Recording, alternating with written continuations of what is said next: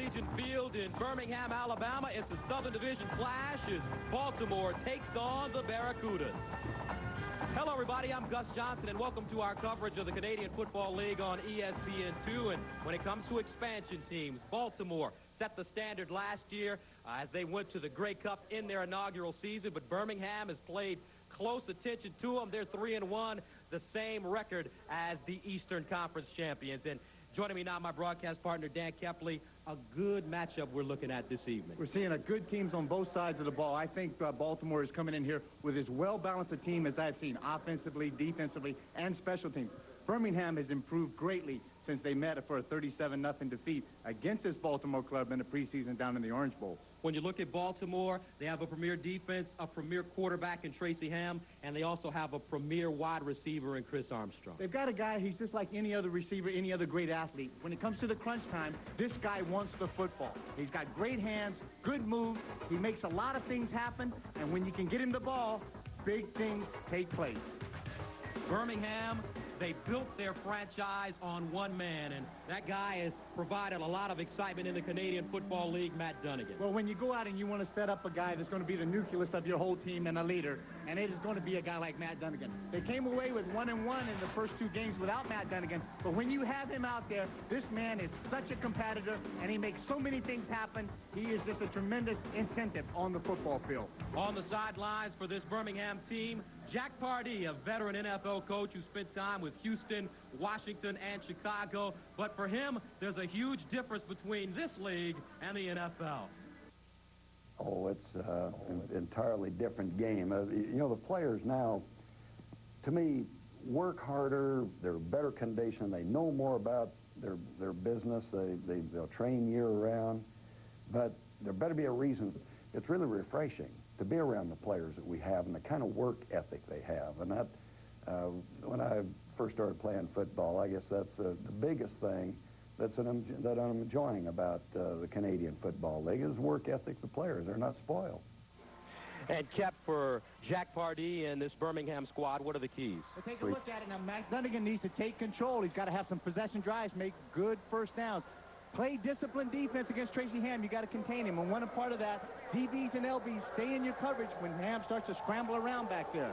And how about for Don Matthews and this Baltimore squad? Well, when you get to Baltimore, then Tracy Ham needs to load all the guns up, use all of his offensive weapons, move the ball across the field. Defense is very basic. Get in Matt Dunnigan's face. This defense of Baltimore has to be intimidating. These two teams coming to the contest with identical 3-1 records. Baltimore won the toss. They have elected to receive, and back deep for them, one of the most dangerous return men in the Canadian Football League, and he's only a rookie, Chris Wright. Keep your eye on him. He's number 28 for the Stallions and kicking for Baltimore. Franco Grilla. This is a great thing, like you mentioned. This guy back there, Chris Wright, has really allowed Tracy Ham to come out there and start on some very short playing fields when he goes 1st and 10.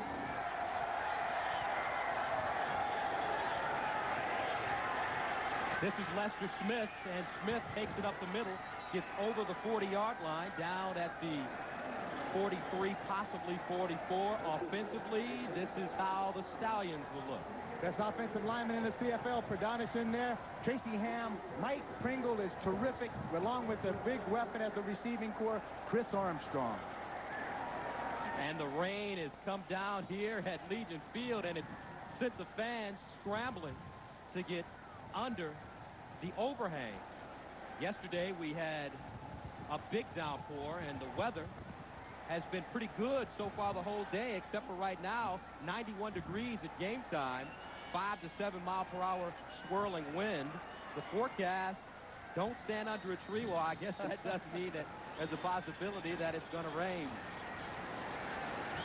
So Tracy Ham, with the rain coming down, starts to bring down.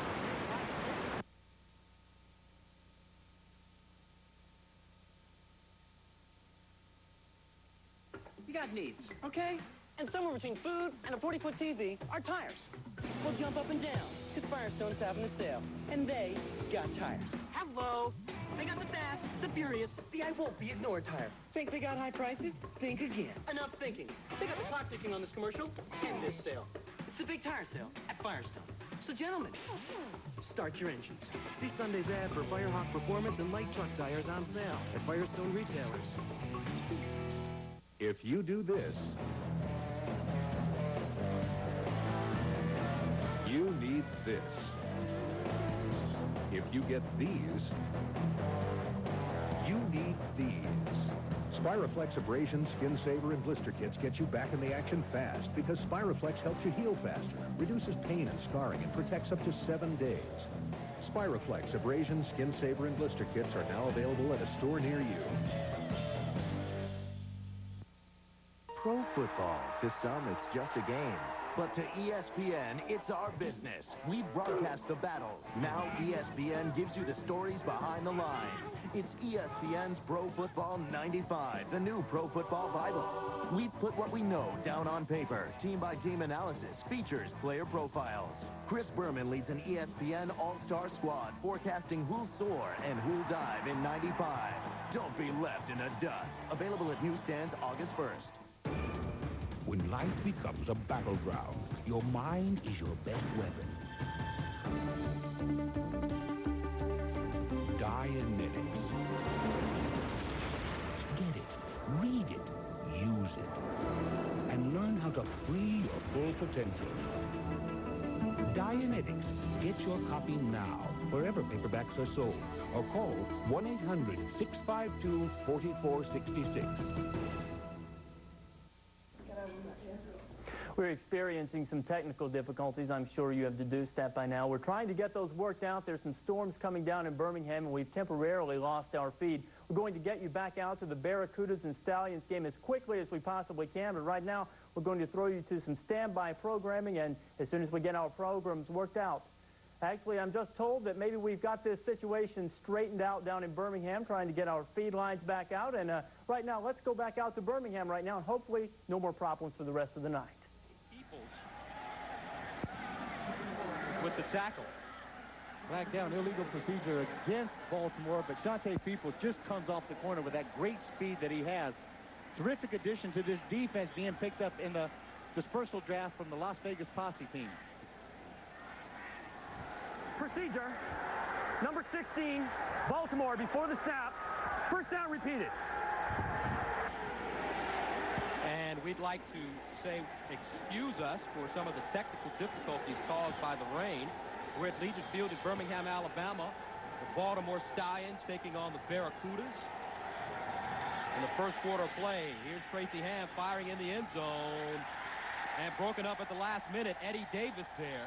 After picking up the pass interference penalty, he deflects the ball out of the range of Chris Armstrong, the leading receiver on this Stallion squad. Had an opportunity to watch Eddie Davis very closely in the very first game against Winnipeg, and he was very active in that secondary. And then again, you see some of the great closing speed that he has.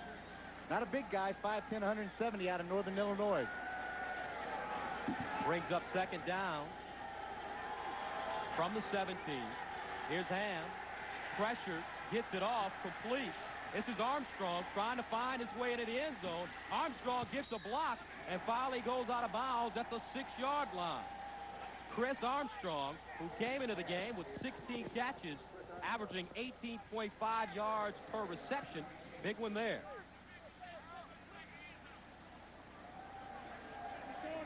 Tracy, all he wants to do is come out very quickly. He's taking a look at the defense, backpedals out, feels the heat from the backside, steps up, just an under route by Armstrong, and this is where he's very effective. Not that he can't catch the ball, but it's what Armstrong does after he catches the ball that makes him such a good receiver. Not enough for the first down, brings up a kicking situation. Carlos Huerta, who played for Las Vegas last year and comes into the game. 13 of 16 on the year, 14-yard attempt for him.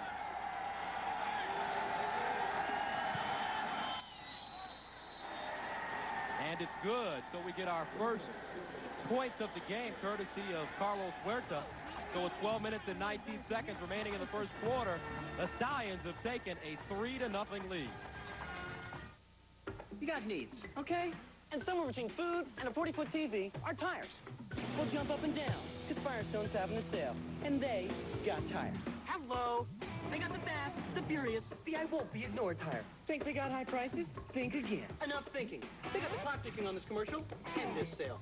It's the big tire sale at Firestone. So gentlemen, start your engines. See Sunday's ad for Firehawk Performance and light truck tires on sale at Firestone retailers. If you do this, you need this. If you get these, you need these. Spiraflex Abrasion, Skin Saver, and Blister Kits get you back in the action fast because Spiraflex helps you heal faster, reduces pain and scarring, and protects up to 7 days. Spiraflex Abrasion, Skin Saver, and Blister Kits are now available at a store near you. 14-yard field goal by Carlos Huerta. Baltimore takes the lead 3-0 over Birmingham with 12:19 remaining in the first quarter of play. And that brings on for the Barracudas Matt Dunnigan, who last year shocked the CFL and pro football, throwing for 713 yards in one game against your former team, the Edmonton Eskimos. The Edmonton Eskimos, and he just turned it out, and they absolutely crushed it. Matt Dunnigan, when he is healthy and when he is on his game, is as sharp a quarterback and as good a quarterback as you want to see in any league. And after a rainstorm, I mean, and when I say rainstorm, I mean a rainstorm, it's cleared up here in Birmingham at Legion Field, and Matt Dunnigan will take the field with some pretty dry conditions, operating out of the shotgun on first down. Play action, flips it out into the flats. It's complete. This is Keith Woodside, but he goes backwards and will be down at the 21-yard line. Offensively for the Barracudas, not a bad-looking lineup. They do very well. I tell you what, they got some guys up front. Gibson is the center. He's going to run the show. But the addition of Woodside the last 2 games has really helped and added some potential and really some good offensive threat, particularly catching the pass out of the backfield. Baltimore's defense is solid. It's as solid as anywhere in the league, led by Alfred Payton. They have a change in the middle. O.J. Brigance is not starting. Griffin is starting in the middle. They're playing 6 defensive back, and Ken Watson is in the back end. And defensively for Baltimore, they feature one of the toughest defenses in the Canadian Football League. Here we go again. Take a look at this as they line up. Alfred Payton is at their starting left end, and Griffin taking the middle linebacking spot. He will be just an extra nickel defensive back, which makes him the 6th defensive back. And as I said, Ken Watson in the back end. So we have our first punt of the game. Scott Player sending it away at the 50-yard line. This is Wright dancing ahead, but he will go backwards. Big tackle by Mark Ledbetter on special teams for Birmingham. But Wright is a player that you want to keep your eyes on for this game. Already, he's on pace to shatter Mike Pinball Clemens' single-season record for all-purpose yards by almost 300 yards. So they're very happy about him on the Baltimore sidelines for the year. Not only is it important that he's such a big asset on the special teams, but he's such a threat also to give a spot for Pringle or even Drummond out of the backfield. 1st and 10 from the Baltimore 54. Ham out of the shotgun. This is Pringle. Pringle at the 45, and Mike Pringle finally gang tackled at the 46-yard line, but not before picking up a bunch. And Mike Pringle, that's the difference that this Baltimore team brought in the Canadian Football League last year, establishing, Danny, a really good running attack. They had it right from the beginning. They got a basic nucleus again, Tracy Ham, but then they went with a guy, Mike Pringle, as a free agent who could carry the mail, and they got the horses up front that can really open the holes when given time. In 4 games, Baltimore's averaging 183 yards rushing per contest. The passing numbers are down a little bit, but they definitely made up for it from their ground attack. And here's Ham going to the near side, intended for Culver. Skinny Culver, touchdown Stallions. Shannon Skinny Culver with the touchdown. Here's a guy, Danny, that played 1 game last season with the team and is back this year. Don Matthews said that he had a lot of maturing to do over the year, and he said, go take a year off come back, and let's see if you can win a starting position. And he's done exactly that. Coach Matthews says he's not there yet of where I want him to be, but he has really progressed and matured a lot since the young fellow that came into camp last year. Did an excellent job of looking that ball in and getting deep. It showed you the speed that Skinny possesses. Third touchdown of the year for Skinny Culver, the 5'10", 160-pound second-year player out of Oklahoma State. Carlos Huerta adds the extra point. And with 10 minutes and 6 seconds remaining in the first quarter, Baltimore has taken a 10-0 lead over Birmingham. We'll have more from Legion Field after this. Pro football, to some, it's just a game. But to ESPN, it's our business. We broadcast the battles. Now ESPN gives you the stories behind the lines. It's ESPN's Pro Football 95, the new Pro Football Bible. We've put what we know down on paper. Team-by-team analysis, features, player profiles. Chris Berman leads an ESPN All-Star squad forecasting who'll soar and who'll dive in 95. Don't be left in the dust. Available at newsstands August 1st. When life becomes a battleground, your mind is your best weapon. Dianetics. Get it, read it, use it, and learn how to free your full potential. Dianetics. Get your copy now, wherever paperbacks are sold, or call 1-800-652-4466.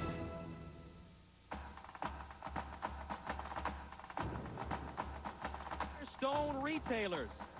Come in now during the hot summer sale. And by Polymedica Industries Incorporated.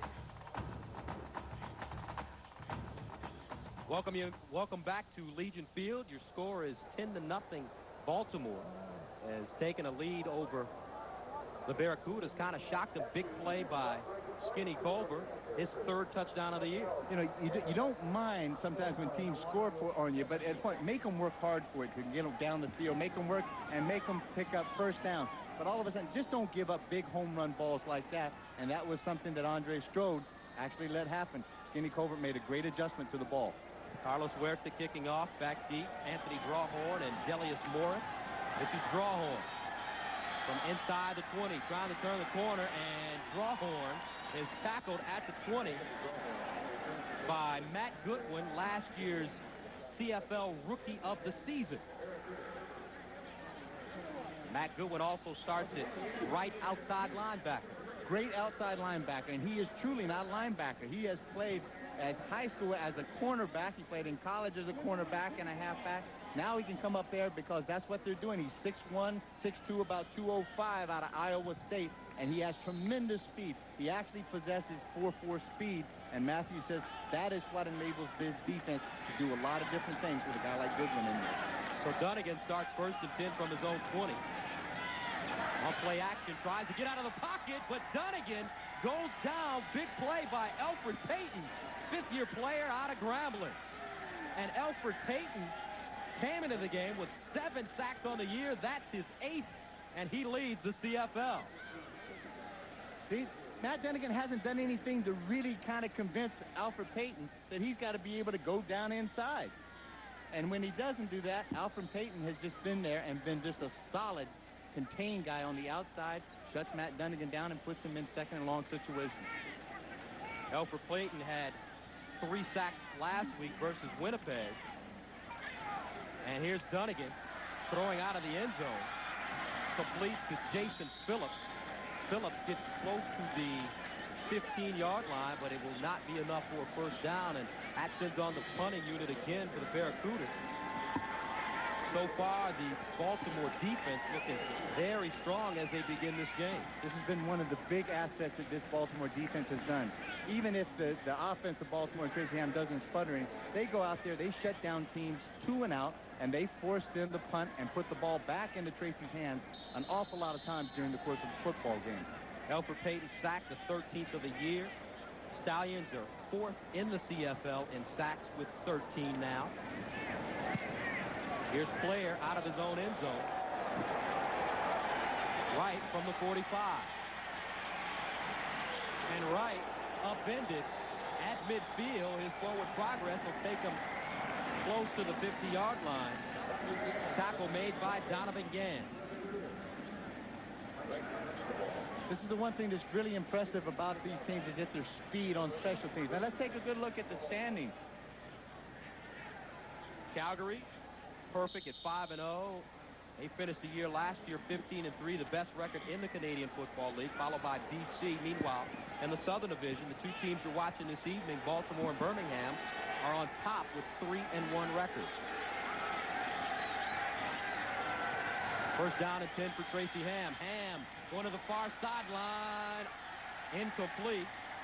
They were looking for Mike Pringle coming out of the backfield. Eddie Davis breaking up the pass, and it looks like already they're picking on Eddie Davis. Well, I mean, he's a tough guy to pick on. I think he got beat early for a couple of plays. He got a defensive pass interference call against him. But as I said earlier, I saw him play against Winnipeg early in the season, and this guy made a lot of plays happen. So if you go to the well too many times against a player like Eddie Davis, he's going to pick one off and send it back the other way. Eddie Davis, a rookie out of Northern Illinois, has 12 tackles on the year. Picked up his third knockdown there. 2nd and 10. Ham rolling out of the pocket. Has some room. Tracy Ham takes it himself. Slides down at the 40-yard line. He comes into this game the CFL's second all-time leading rusher for a quarterback behind Damon Allen, who formerly played for Edmonton and now plays for Memphis. And Ham has put up some solid numbers this year as you take a look at him there. Thing that Tracy wants to do, that scrambling ability, really puts a lot of stress on a defense. It makes them chase him around, it gets them tired, and somewhere around the 4th quarter, it starts to take its toll on a defensive team that has to stay out on the field. Ham picks up the first down. Stallions from the 40. Here's Pringle following his big offensive lineman, Neil Fort, but Pringle is tackled by Angelo Snipes. If he would have been able to break that pressure there, possibly he could have turned that into a big game. One thing that's been really impressive about basically the American-based teams is the ability to play the run. They have great pursuit speed, great intimidation as far as getting down the line, getting off their blocks, getting down, and then making the tackle once they get there. 5-yard gain for Pringle. 2nd and 5. 3 receivers to the far side of the field. Ham underneath, complete to Chris Armstrong.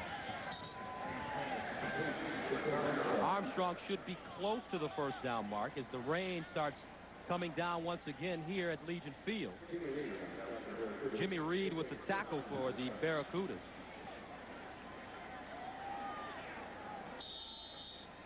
And the Stallions have picked up the first down.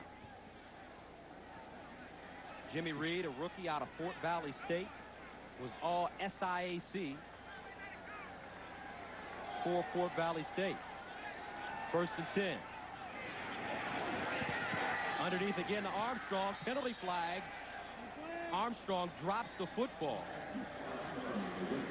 Tracy comes back with a little play-action pass. He fakes the draw handoff in there, tries to free the linebacker so he can work Armstrong behind the linebackers. The ball's thrown, it's dropped, but I think we're going to get a chop block against the Baltimore offensive front line. Let's see who they call.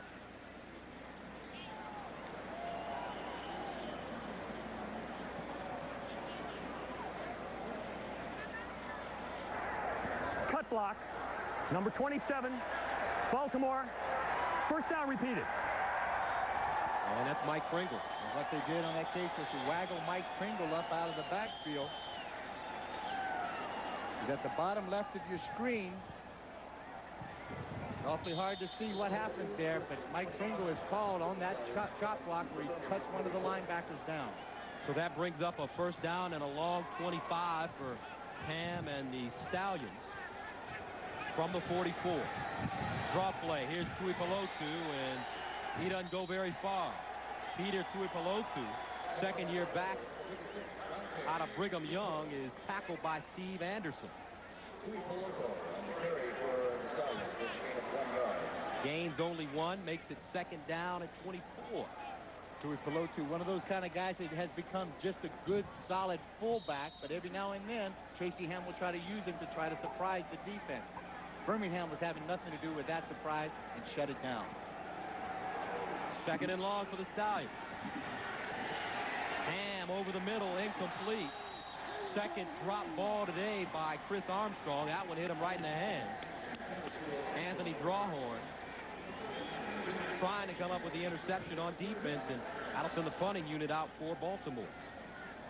They seem very contented to just try to dump that ball off on the inside. Looks like they got the man-to-man coverage that they want, and anytime he does that, he feels Chris Armstrong has an advantage of being able to get inside.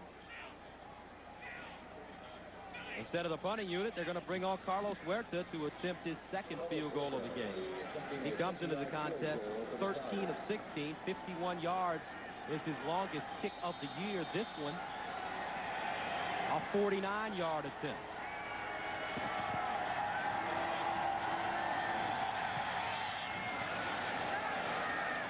And it's good.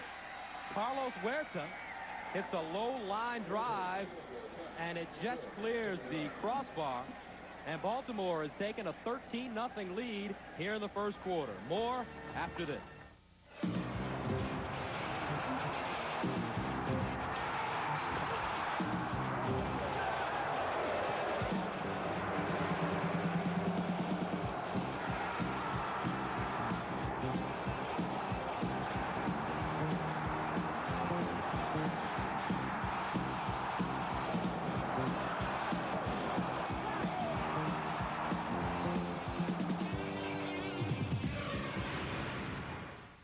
A little taller than that, I think. During the preseason, Baltimore walked away with a 37-0 victory, and right now this Birmingham team, who comes into the contest with a 3-1 record, Danny, looks like they're a little lethargic as this game begins. Well, I think part of it could be that they really are uncomfortable, and they don't look like they really are settled in. And even though they were playing at home and they're playing in front of their crowd, they're coming off of a big win last week, and it's also complicated by the fact, two things on the other side. Tracy Ham running a pretty good offense for Baltimore, and also a defense that's getting after Matt Dunnigan very quickly.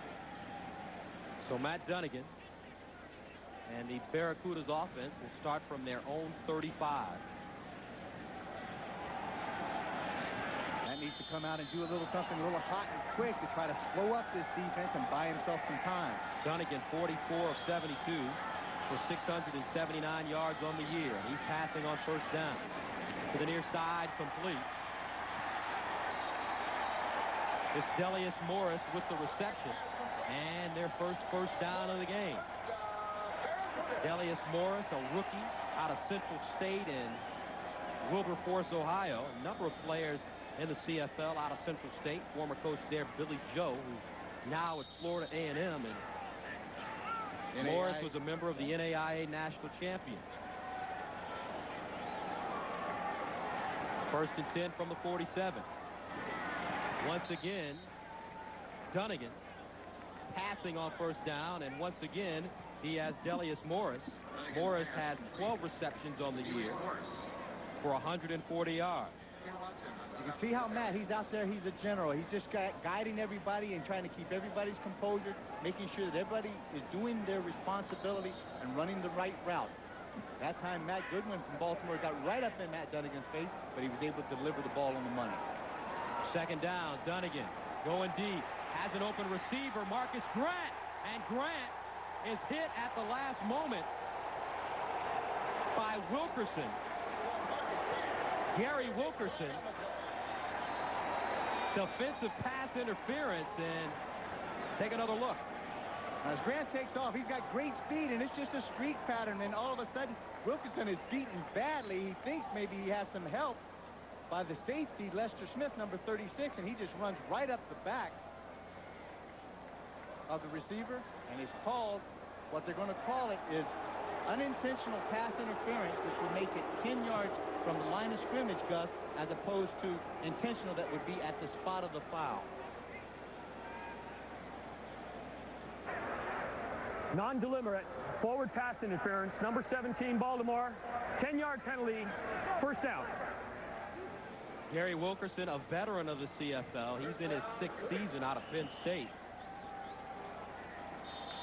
Probably a good penalty because he certainly was beaten on the play by Marcus Grant. He really was. He's beaten by a good 3 yards, and had he not made that play, I mean, it's kind of like the guy going in for the layup. If you just go ahead and take the foul, if you don't give up the cheap basket. Dunnigan setting himself, plenty of time over the middle, incomplete, intended for Eddie Britton, but he can't hold on to the football. Irv Smith, second-year player out of the University of Maryland defensively. He was an all-CFL selection last year. And Eddie Britton, interesting story about him, Danny. He spent the first 5 games last year as a starter for this Baltimore team. He really did, and he actually had some pretty good numbers. He was 13 for 125 yards and 1 touchdown. But unfortunately, he became expendable when you got some of the other guys that you see on the other side of that Baltimore team, their talent. But now, luckily, a talent like that has found a place to play here in Birmingham. Eddie Britton, another player out of Central State. Here's Dunnigan, draw play, and he won't go very far. Matt Dunnigan tackled by Grant Carter at the 50, and he'll be short of the first down. And it will bring in the special teams. Grant Carter has 2 sacks on the year. That's his 9th tackle, and here's Scott Player coming in to punt it away. Scott Player played for only 1 year at Florida State University. He's out of St. Augustine. Comes in with a 41.6 yard average. And this is where they need a real key special team effort on these guys to be able to back Baltimore up and Tracy Ham and stop them and make Tracy have to work on a long playing field. Chris Wright standing at his 6-yard line. This one angled to the far sideline. Here's Wright from the 6. Wright trying to go up the middle, spins around and finally goes down at the 15, knocked back to the 14-yard line. Mark Ledbetter, his 2nd special team tackle of the day. Well, don't forget, tomorrow, 2:30 p.m. Eastern Time, 11:30 a.m. Pacific, live coverage of the Baseball Hall of Fame inductions. This year's class of inductees: Philadelphia Phillies third baseman Mike Schmidt, broadcaster Bob Wolf, Leon Day of the Negro Leagues, and one of the National League's founders, William Holbert. That's tomorrow, 2:30 p.m. Eastern, 11:30 Pacific. Stallions take over from their own 6, rather from their own 15. And here's Pringle trying to turn the corner, but Mike Pringle will go nowhere as he's tackled by a sea of Barracudas. Andre Strode with the tackle. From the shotgun position, they just wanted to run a little counter trap. And they got the big horses out in front of him. But Shante Peoples comes out, good pursuit on the outside, squeezes it down, contains it, turns Pringle back inside, and there's when the attack and the pursuit took place and shut him down. Loss of 7, 2nd down, 15. Pringle over the middle, and it's almost intercepted. Almost intercepted by Jimmy Reed out of his middle linebacker position. B.K. Williams, the intended receiver. Tracy's got great vision down the field. He's anticipating trying to be able to throw that ball back behind to B.K. Williams, but he just doesn't get it high enough, and Jimmy Reed has the ball hit him right in the hands. He had a big chance to make a big play, and that's what you kind of need here when you got a young team. When you have an opportunity to do something, make it happen. Josh Miller standing in the end zone, delivers, and this one not a very good kick. Low, taken at the 50. Delius Morris goes down at the 40-yard line, make it the 39. Grant Carter with the tackle. Morris did a good job there. One thing that you shouldn't let happen on short punts like that, let the ball hit the turf, and all of a sudden it can take any kind of bounce. But he does get a good hop, gets the ball straight up the field, and gives Matt Dunnigan some pretty decent field position. 1st and 10 on about the 36. So this time, Birmingham gets the opportunity to work with the short field. Dunnigan out of the gun. Quick pass to Donald Moffitt, and he goes out of bounds at the 34-yard line. The run and shoot offense is a very technical part of the offense, and it has a guy like Matt Dunnigan who has to be very clear-headed. He has to make some very quick reads and have a really fast trigger, and that's exactly the kind of asset that Matt Dunnigan has. That's why he's able to put up the kind of numbers that he has so far this year. Courtney Griffin with the tackle, gain of 3, 2nd and 7. Here's Dunnigan again to the far side. Has an open man. That's Jason Phillips. And Phillips is ridden out of bounds by Carl Anthony. But not until Phillips picks up the first down. Jason Phillips, one of the most prolific college receivers in the history of college football, broke 5 Southwest Conference records at Houston. And ironically enough, he's playing for his former offensive coordinator, John Jenkins, who eventually became the head coach for the Cougars. 1st and 10 from the Baltimore 20. To the near side, complete. This is Moffitt. Moffitt, still on his feet, finally goes down as Lester Smith comes out of his safety position and finally nails him to the grass. So we're at the end of the first quarter of play with Baltimore leading at 13-0, but Birmingham is threatening. What's the reaction to new Donkey Kong Land? With 4 wild new worlds, 30 savage new levels, cool computer-modeled graphics, and more head-banging bad guys. It's all the excitement of Donkey Kong Country. Now on Game Boy. This game is so hairy, you're gonna need shots.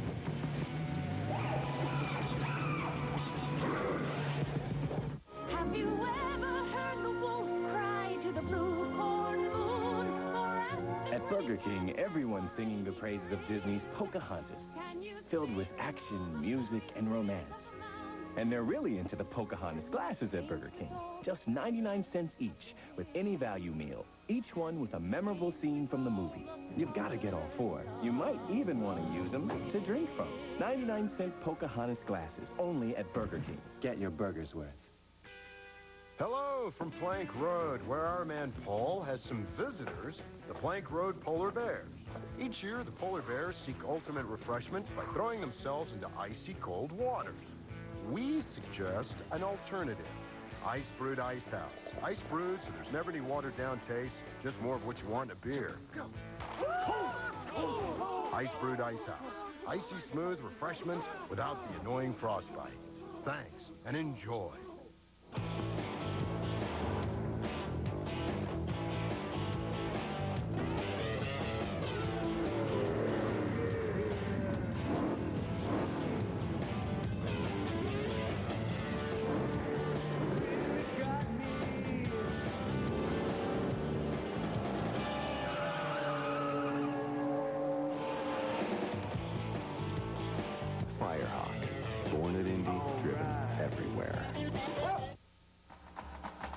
Baltimore leads 13-0 as we begin the second quarter from Legion Field in Birmingham, Alabama.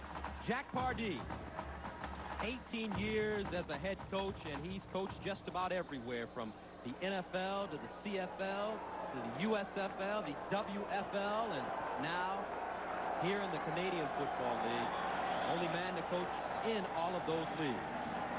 And right now, Matt Dunnigan, his leader, has his team in good field position. He fires out to the far side, complete to Keith Woodside, but that didn't fool anybody. No, it's a really slow developing play where Matt will sprint out to one side, and what he's going to do is trying to catch that defense and get everybody pursuing him, and he turns around, pivots, and tries to throw back a little hitch screen. But this Baltimore defense really impresses me with that team speed that they have in the pursuit to the football, and that's exactly what shut that play down. Was great intensity and great speed getting to the ball, making the tackle. You see Keith Woodside kind of hobbling as he comes off the field. That would be a big loss to this Birmingham team offensively. And that brings in Frank Drilla. He's going to attempt a 32-yarder, 6 of 10 on the year. 49 yards is his longest of the season. And this kick is wide to the right. So Grilla, in his first opportunity, does not come up successful. Take a look at the kick. Follows through, and he just kicks it straight.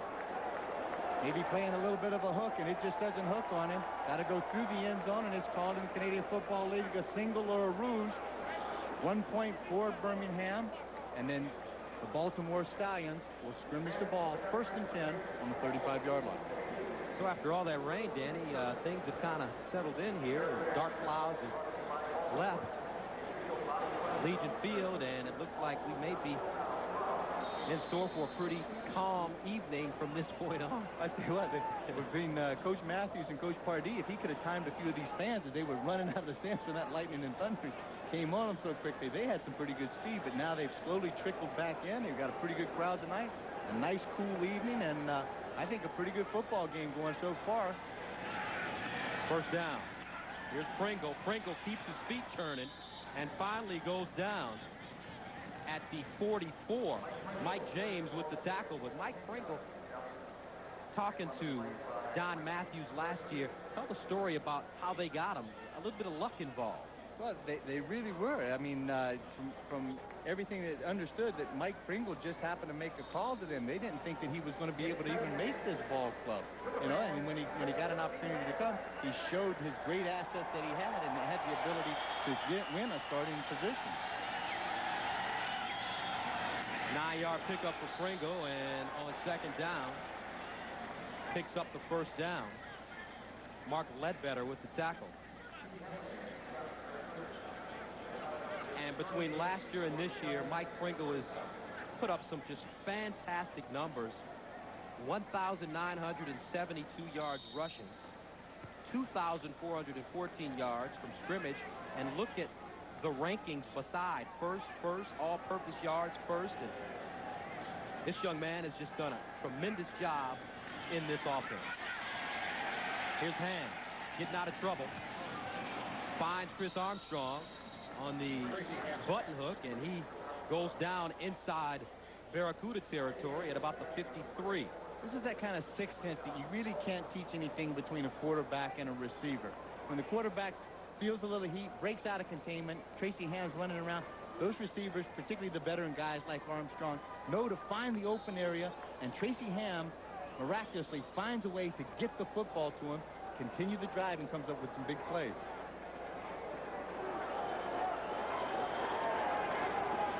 So from the 50, check at the 48. They line up 4 receivers to the far side, give it to Pringle. Mike Pringle bursts up the middle and is finally dragged down at the 25. Anthony Drawhorn was the only thing between him and the end zone. This is what this defense will do when you spread it out across the field. The line of attack and the point of attack is just right there at the line of scrimmage. As soon as Mike Pringle, with that burst of speed, gets through there, he is running straight to the secondary. And Anthony Drawhorn is the only guy that can come up and make the tackle on him before he gets into the end zone.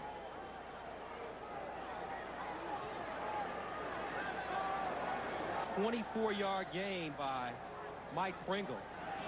Stallions have 1st down on the 25, and here's Pringle again, still on his feet. Mike Pringle, impressive running as he gets inside the Birmingham 5. Anthony Drawhorn once again having to keep Mike Pringle out of the end zone. Now, he's listed 5'9", 195 pounds, and if you ever want to make the comment that this is a back that runs a lot bigger than what he is, he really does do that. He has tremendous power. You can't arm tackle him. You got to come up and put a shoulder into a guy like this because he has tremendous leg strength. 1st down and goal to goal from the Barracuda 5. Ham passing. Ham thinking about running. Fires. Complete touchdown, Baltimore. Chris Armstrong there to haul it in the back of the end zone as he picks up his 4th touchdown of the year. One of the things I happen to mention about the keys, as soon as you play good disciplined defense, if Tracy starts scrambling around, you've got to lock up on your man, stay with him all over the field, or else that kind of result is what you're going to see happen. Chris Armstrong, 4th touchdown of the season. Led team last year and leads the team this year in all 3 receiving categories. 5th-year player out of Fayetteville State. in the CIAA. And the extra point is also good. So with 10:07 remaining in the second quarter, Baltimore extending their lead, and they look extremely strong right now, on top 20-1.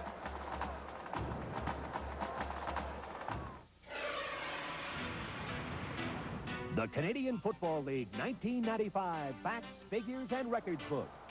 It's your source for the landmark play, the vital stats, the award-winning players, the complete rules, and the outstanding performances all the way to the Grey Cup.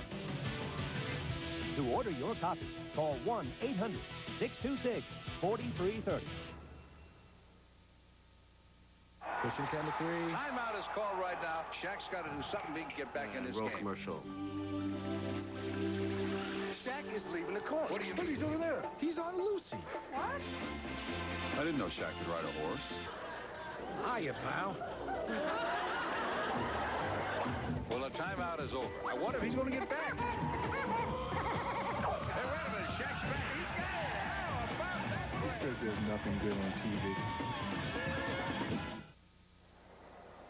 Chris Armstrong, 4th touchdown of the season, 5-yard TD this time, and Tracy Ham did a good job finding him. Little play action, freezes the linebackers, and then here's where he gets really scary. He gets outside. Look at the containment.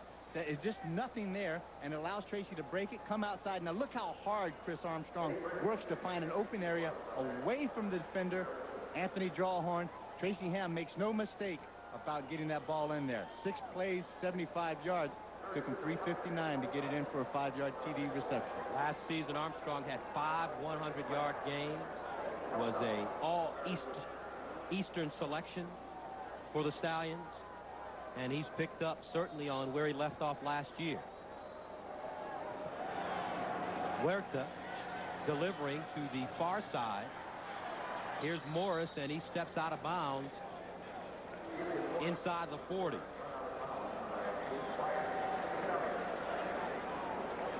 Jason Bryant, the closest Stallion on the play.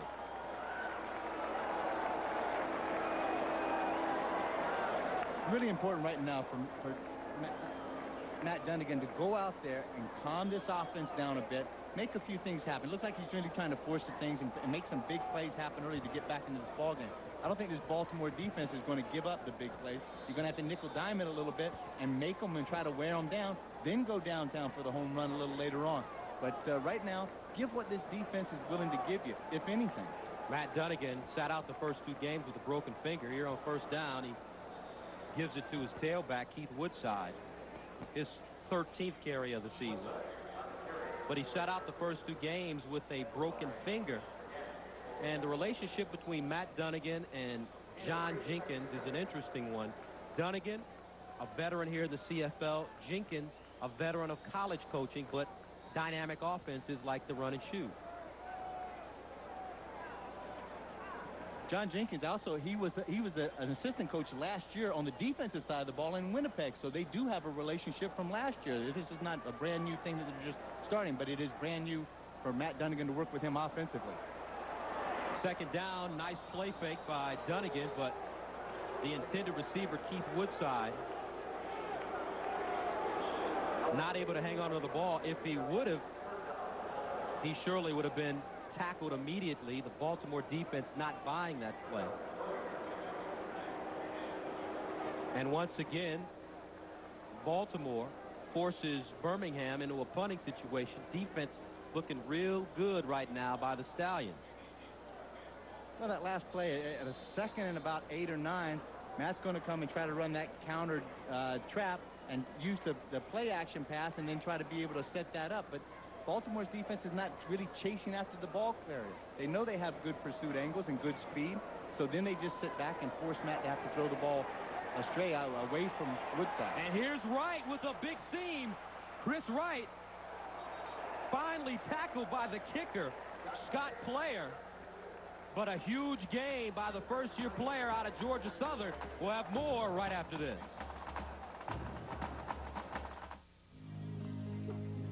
He doesn't know it, but I found this under his pillow.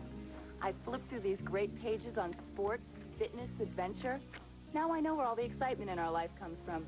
Men's Journal. He really cares about living life better. Men's Journal covers everything better, from the best in mountain bikes to fishing in Alaska, from rafting down the Colorado to building a better body. It tells him how to get started, where to go, and what to do when he gets there. Men's Journal shows him where to find the best of everything. And every issue tells him how to look better, be healthier, and build endurance. From toning up his abs to tuning up our sex life. Men's Journal tells you everything about living life better. Hey. Start doing it better. Subscribe now to Men's Journal for only $11.97 and get this 200-page equipment guide absolutely free. Call 1-800-863-2500. That's 1-800-863-2500. We're back at Legion Field in Birmingham, and Chris Wright came up with a 32-yard punt return, but that will be marched right back down the field. Illegal block called against the Stallions, and they'll start first down and 10 from their own 35.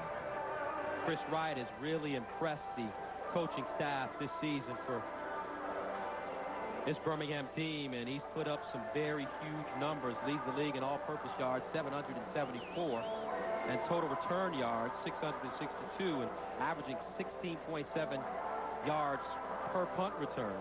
Gus, he had 11 punt returns last week against Winnipeg for 182 yards. He's already brought 2 back for touchdowns, a 55-yarder against BC and a 69-yarder against San Antonio.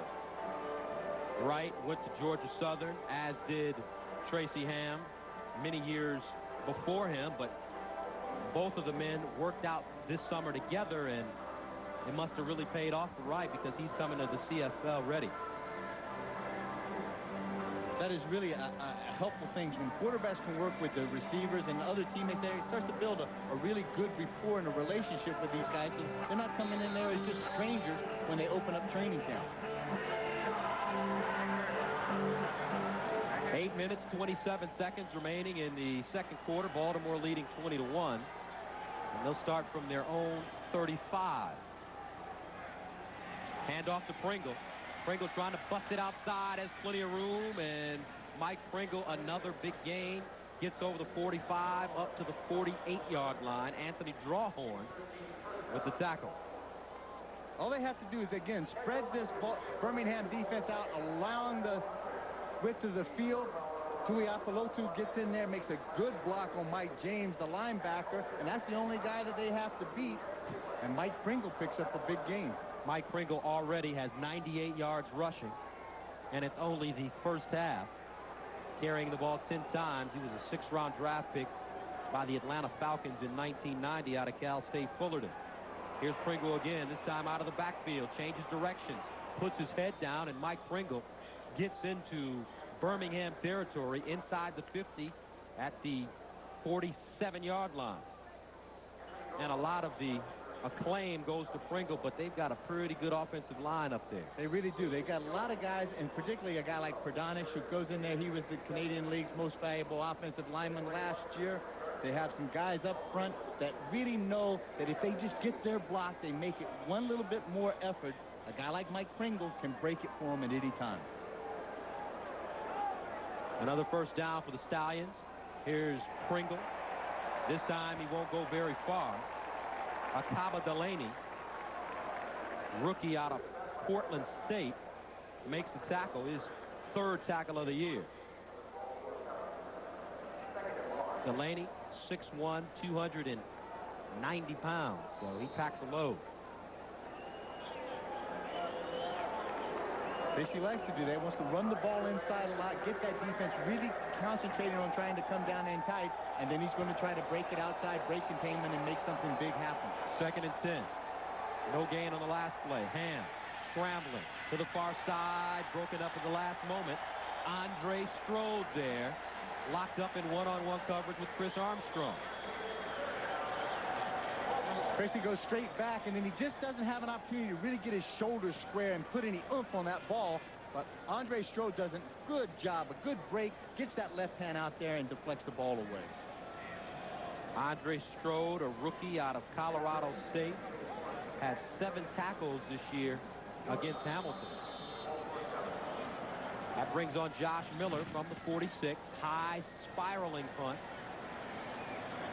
Eddie Britton, as penalty flags are thrown on the field. Eddie Britton, this will be a no yards penalty. Good call, Gus, because that's exactly what it's going to be. When you come down the field, there is no fair catch in the Canadian Football League, but what the coverage team does, he has to give the receiving team a 5-yard cushion. And as you could see on that picture, there was this Baltimore people and coverage people all over Eddie Britton. No yards. Number 14, Baltimore. 15-yard penalty. First.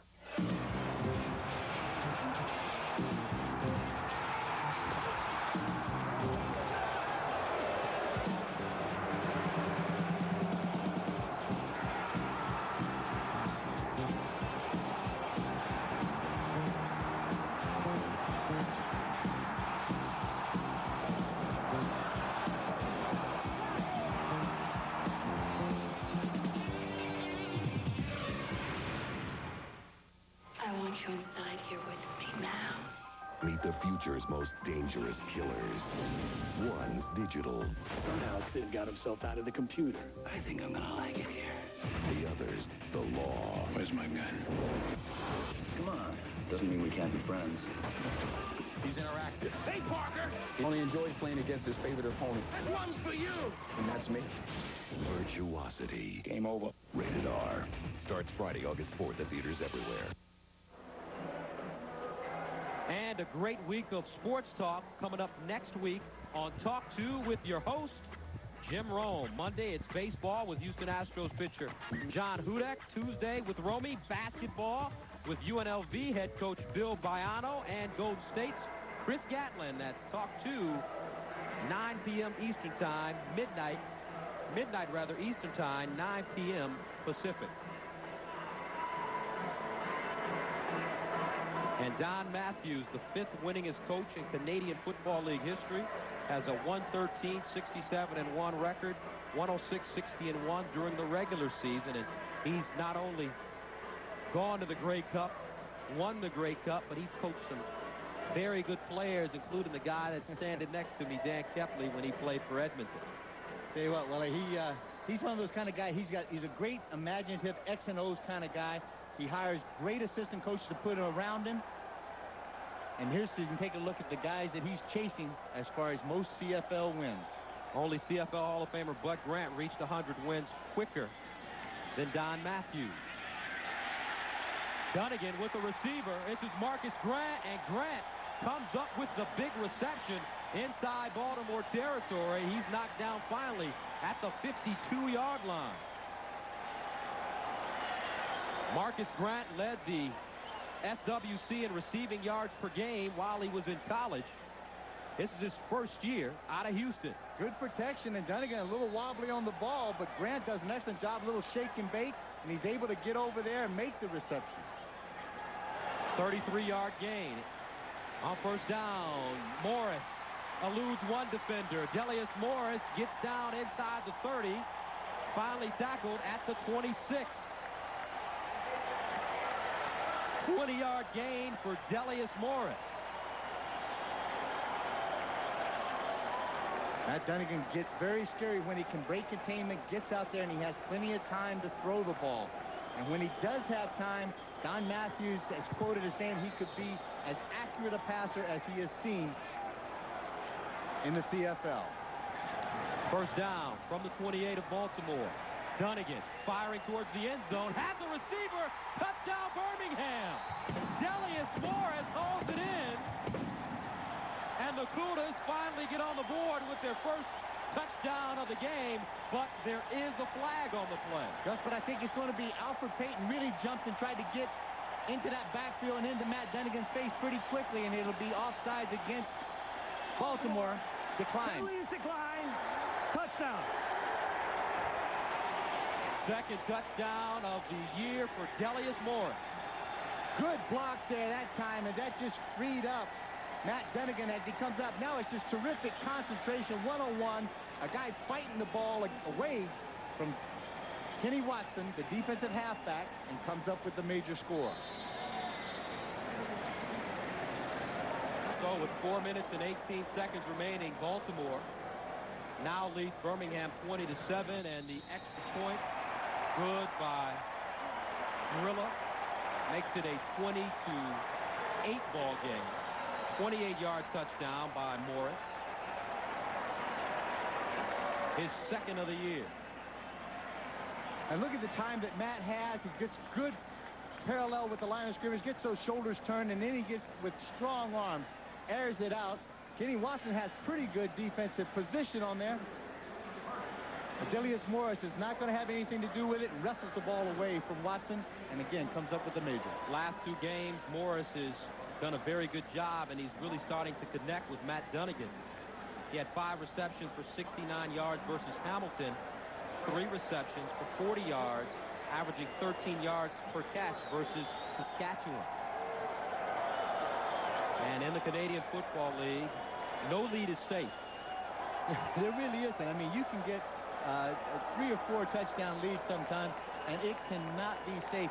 With the last 3 minutes of the first half, the clock will stop after every play, and the last 3 minutes of the ball game. So you get a lot of extra plays in the Canadian Football League, even though it is a pretty daggone fast game with only 3 downs.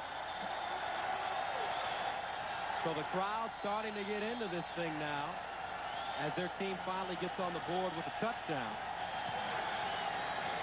Short kick. This is Tuipulotu. And Peter Tuipulotu gets close to the 50-yard line.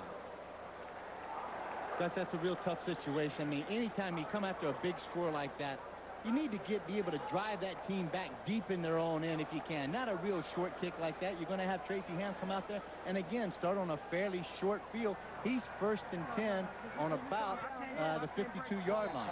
Keith Woodside, their #1 rusher, is getting tended to on the trainer's table. Second-year player out of Texas A&M. And Tracy Ham takes over from his own 51.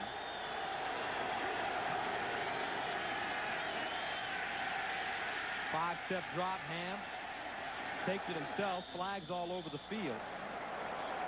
Ham gets inside Birmingham territory as Jimmy Reed, the middle linebacker, makes a tackle along with Mike James. Flags down, Gus, and I think we'll get some holding calls against Baltimore and sending it back. Holding. 6-8 Baltimore. 10-yard penalty. First down repeated. Shar Pordanish, the CFL's #1 lineman, caught holding, and last year Pordanish, graded out at 90% most of the season, was only called for holding twice during the entire season. And just a great compliment to him. He acquired that award through hard work, obviously, but he was a rookie last year. 6 penalties, 60 yards for Baltimore. Only 1 penalty for Birmingham. Birmingham, the 2nd most penalized team in the league. And here's Pringle, and Mike Pringle is stacked up at the line of scrimmage. Steve Anderson there for the initial contact.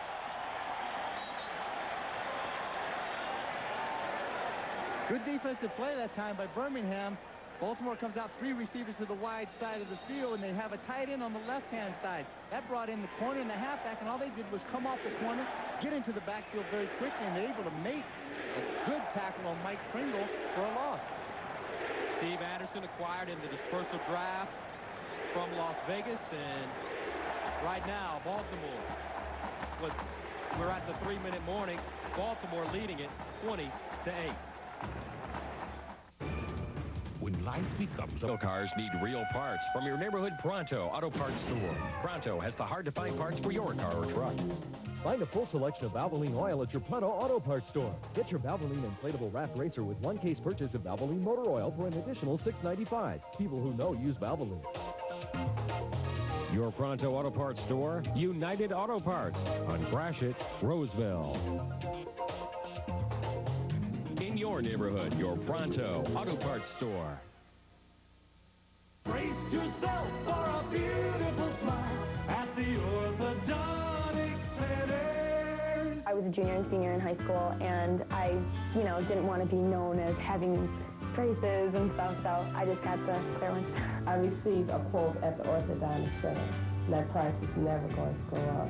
They changed my life. I have a perfect smile thanks to orthodontic centers. Smile and save guaranteed at the orthodontic centers. 1-800-45-SMILE.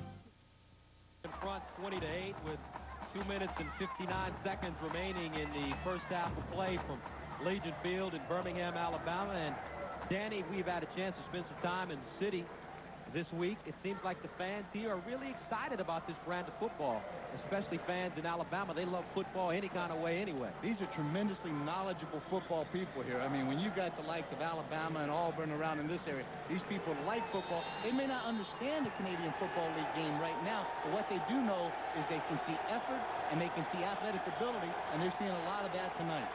2nd and 21 for the Stallions. Ham under pressure, flag on the play. Ham's going to run it himself. Going for the first down marker, and a flag is thrown at the point of contact. I guess this is where Tracy is so dangerous for what you're going to get, I think, and he's going to step out. You're going to get a holding call that's going to bring it back against Baltimore. And then one of his receivers right at the end of that play came back and tried to make a little block, and he clipped somebody. So we got 2 penalties, and it'll probably be the holding call that they'll take. And they'll back it up even further, and it'll make it 2nd and about 30 or so.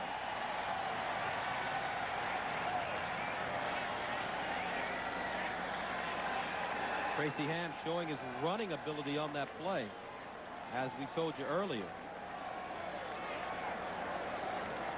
That's one thing he does well, is run the football. Holding, 68 Baltimore, 10-yard penalty, 2nd down repeated. Guess what? The guy we just got finished talking about again, Sharp O'Donish again. This is 2nd holding penalty in a row.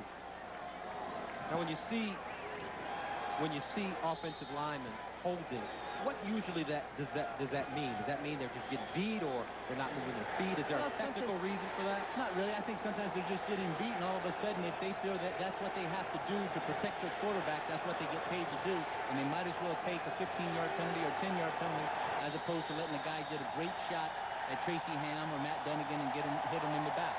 So on 2nd down and 31, Tracy Ham decides to call timeout. In the CFL, there's only 1 timeout allotted per half per team. So that is the only timeout they will have, and he uses it there with 2:37 remaining in the 2nd quarter of play. And don't forget, coming up on ESPN Thursday at 7:30 p.m. Eastern, 4:30 p.m. Pacific, it's ESPN's Thunder. That's auto racing. Over 40 racers will take part in the USAC True Value Silver Crown Championship. 7:30 p.m. Eastern, 4:30 Pacific. Tracy Ham had a chance to go over and talk to Steve Ferrato, the offensive coordinator of Baltimore. Comes back in, relays that message to his offensive team, and let's see what turns out. 2nd and long. And they give it to Pringle, and they keep it on the ground. Mike Pringle goes straight ahead, and he's corralled immediately. Mark Ledbetter with the tackle, and Ledbetter has done a real good job both on special teams and out of his defensive line position. He's been everywhere. Jack Pardee has singled him out as being one of the guys as a veteran in his 3rd year. Being a leader on this squad and helping this young defensive team really help to mature.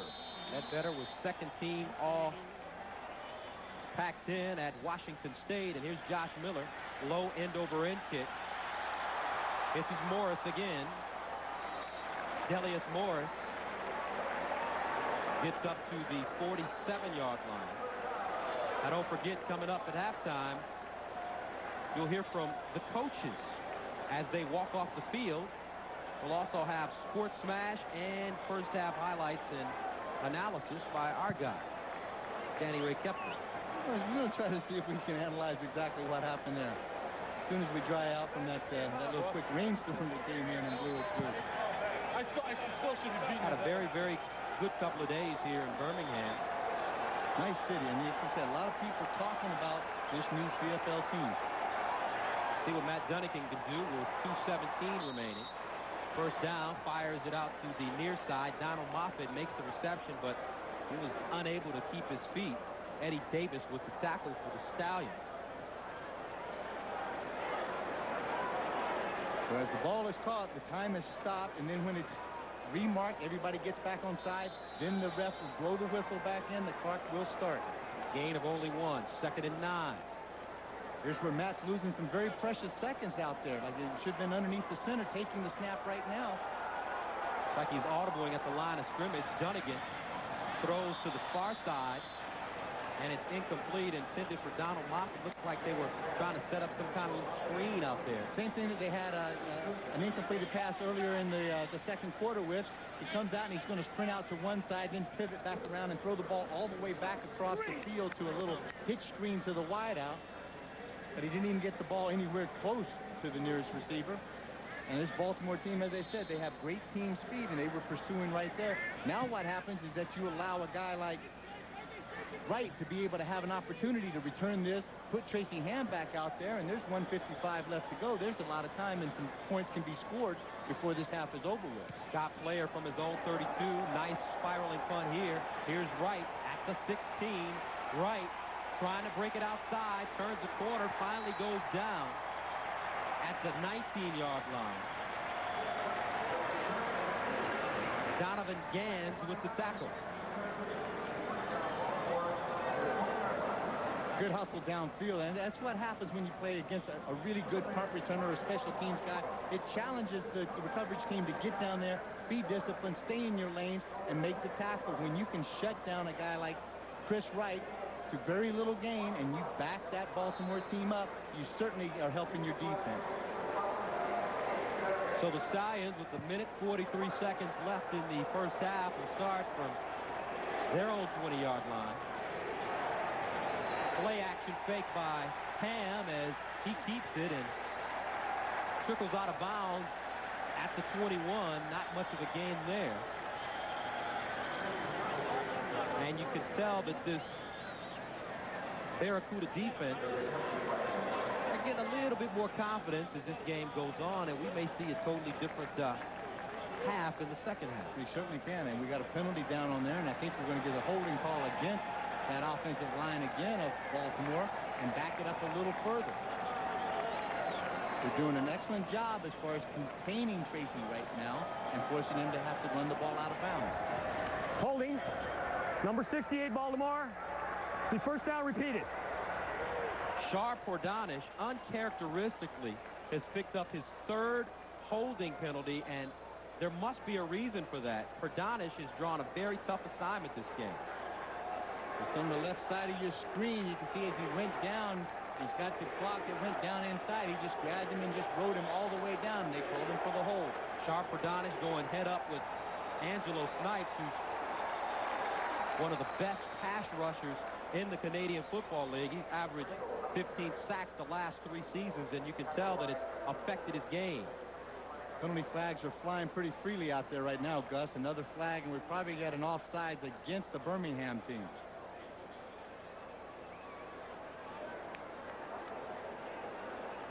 Baltimore came into this game being penalized 40 times for 272 yards. Side, 48 Birmingham, 5-yard penalty, first down repeated.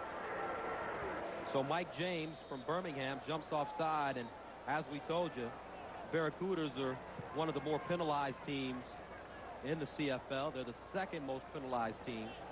Came into the contest with 55 penalties for 442 yards. Justin, you're right. I mean, when you're a young club like this, you just can't beat yourself even more. I mean, last week they had 19 penalties against Saskatchewan for 165 yards. That's a lot of turf that you're losing just because of probably lack of concentration and lack of physical effort sometimes. But they've kept the penalties down this week as we have an injured player on the field, Cleveland Coulter, rookie out of the University of Southern California, walks off the field. Coulter played quarterback at USC behind Todd Marinovich. But in the pros, he's been converted to a defensive back.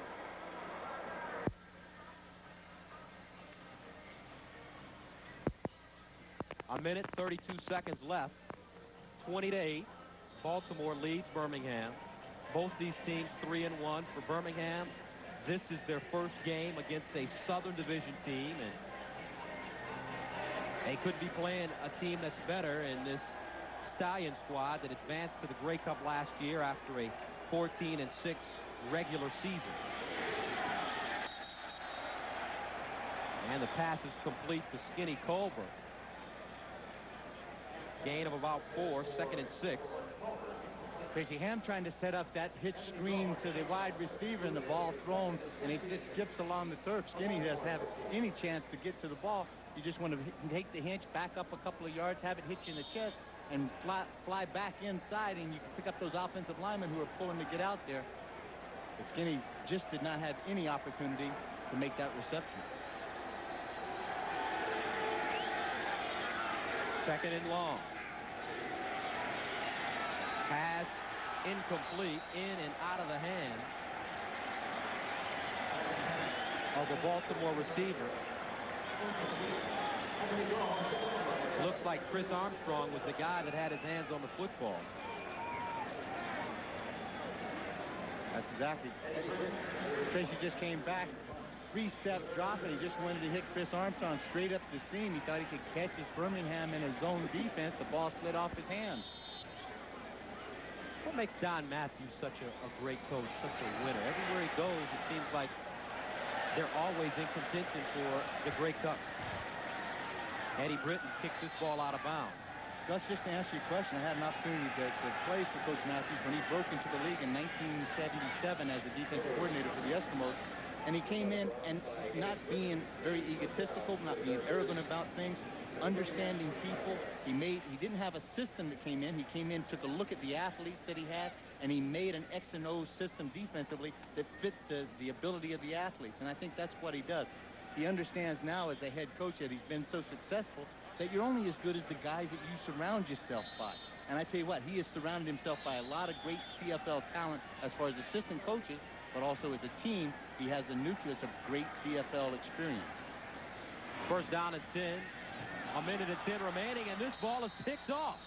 Carl Anthony, with 1:05 left, picks off the ball inside the Birmingham 30-yard line. And Anthony, stepping in front of a Birmingham receiver, gives the Stallions fantastic field position at the end of this first half.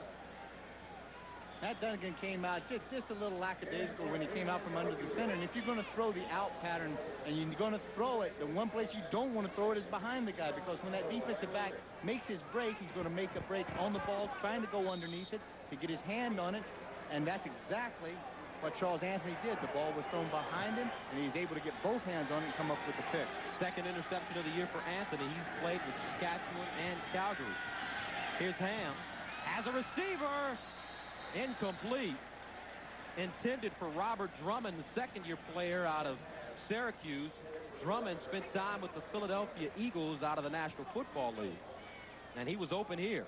Incredible athlete, 6'3", about 215, runs a legitimate 4.4 40, and they put him out there as a wide receiver. He's listed as a fullback. Let's listen to the penalty. 61 Baltimore, 10-yard penalty, first down repeated. That's John James called for another holding penalty, and obviously the defensive line from Birmingham has been giving these Stallions a whole lot to think about up front. Across the board, you're right. Angelo Snipes, Ledbetter, Anderson, Shante Peoples. These are guys that are quick and powerful, and they use their speed, and they force those big offensive linemen to have to move their feet or grab them and take them down. So the 10-yard penalty makes it first and 20. And Ham going over the middle again and led this receiver too much. Intended for Skinny Culver.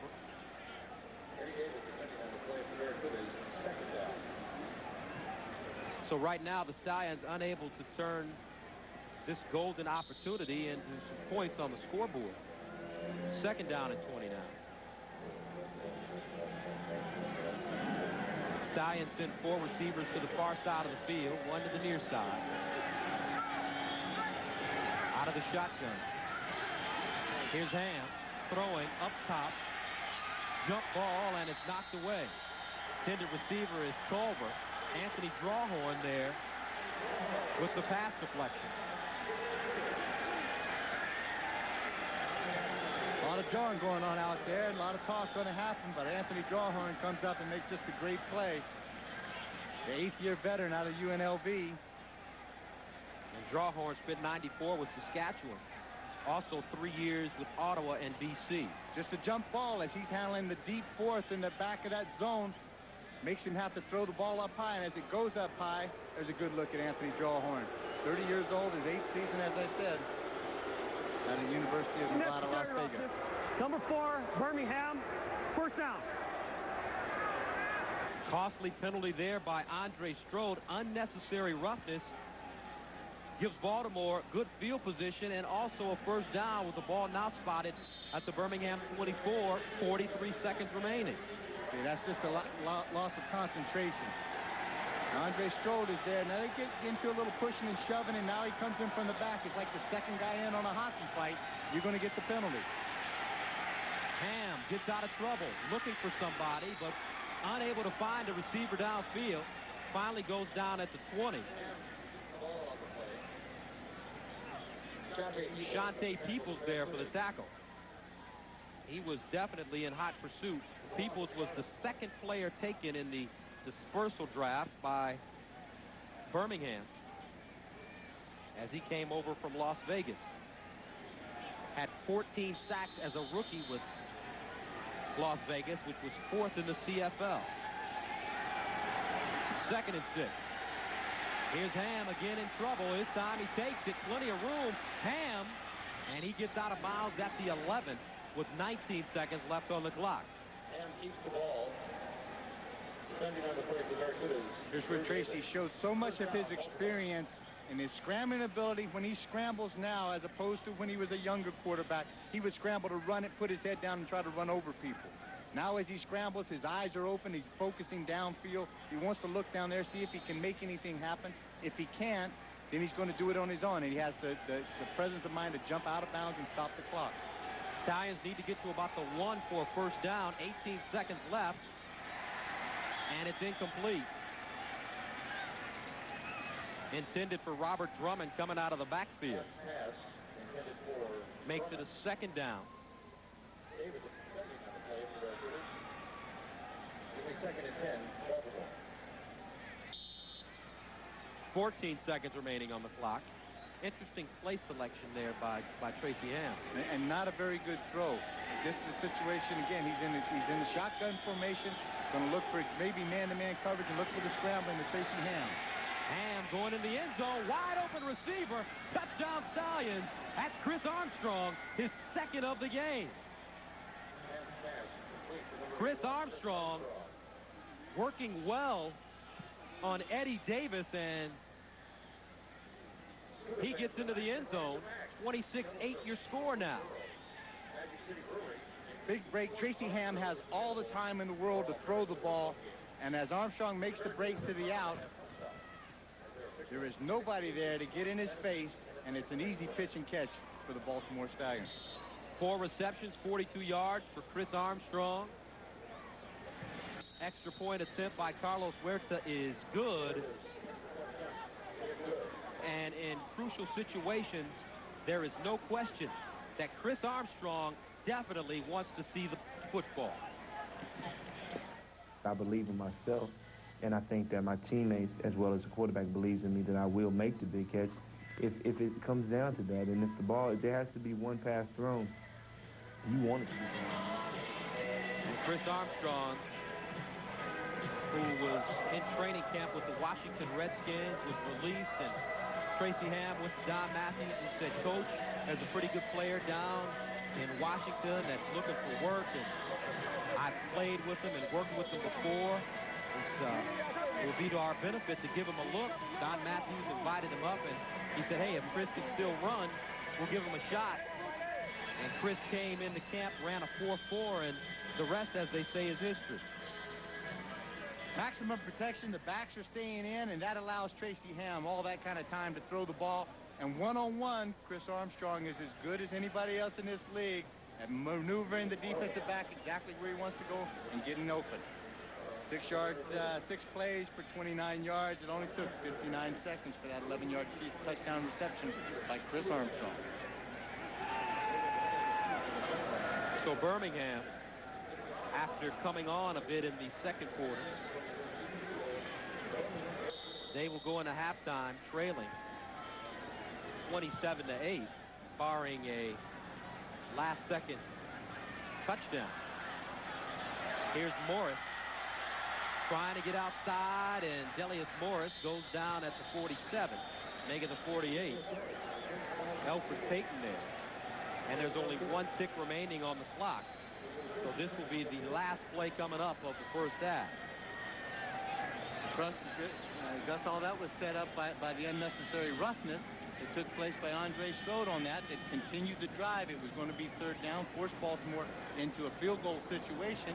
They get 1st and 10, and when they get that kind of opportunity back to get the ball in the end zone, Tracy Ham doesn't make many mistakes. And hopefully, as the Barracudas go off the field, we'll get an opportunity to speak with Coach Jack Pardee. And I'm sure he'll want to get it in the locker room quickly, especially with his team down 27-8.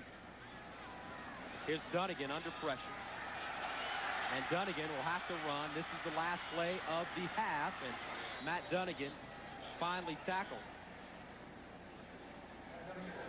And that will be the end of the first half, with Baltimore safely in front of Birmingham 27-8 in these two teams' first ever regular season meeting. And Danny, we talked about what happened during the exhibition season, and it seems like that's carried over for this Baltimore squad against Birmingham. Well, what they did, I think that the Birmingham team is a better team than they showed in that 37-0 loss at the preseason game. But the thing that's happening right now is that they're hurting themselves, and also the fact that this Baltimore defense is really intimidating Matt Dunnigan, and he's not allowing too much offense to take place out there. Matt Dunnigan, who consistently is one of the best quarterbacks in the CFL, and right now we're joined by head coach Jack Pardee of the Birmingham Barracudas. Coach Pardee, can you hear us? Yes, I can hear you. Yep. Tough first half for you. Well, it is. It's you know, our youth inconsistency is showing. We can make a play or two, but then we've self-destructed too much. We just got to make some good plays now. We can't have those letdowns to get back in the game. Very tough Baltimore defense seems to be really forcing any kind of effort that Matt Dunnigan, making him hurry a lot of those plays, Coach. Well, a little bit. You know, he's gotten rolled out some to get a little bit away from the pressure. We've got to win some one-on-one battles. And last of all, Coach, what kind of adjustments do you think you need to make going into the second half? Well, we've got to attack them vertically a little bit more. They're taking the short stuff away. We've got to get the ball downfield. Coach Pardee, thank you very much for joining us, and good luck in the second half. And at the end of one half of play, Baltimore has established themselves down here in the Magic City. They've taken a 27-8 lead. Coming up next, Sports Smash, and we'll also have highlights when we return to Legion Field. The Canadian Football League 1995 Facts, Figures, and Records book. It's your source for the landmark play, the vital stats, the award-winning players, the complete rules, and the outstanding performances, all the way to the Grey Cup. To order your copy, call 1-800-626-4330. Kids aren't the only ones in love.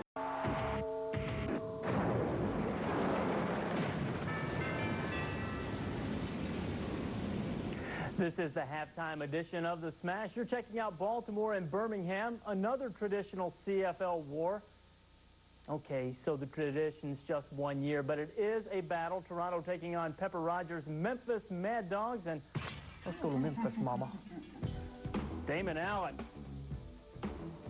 keeps it himself, and marks his little brother's going to pick himself up 17 yards. He's carried it twice for 32 on the evening. That sets up Donald Igwebuike, the former Viking, the former Buck, the former Clemson star, buries it from 33 out. 3-0 Mad Dogs, and we interrupt this program for stupid pet tricks.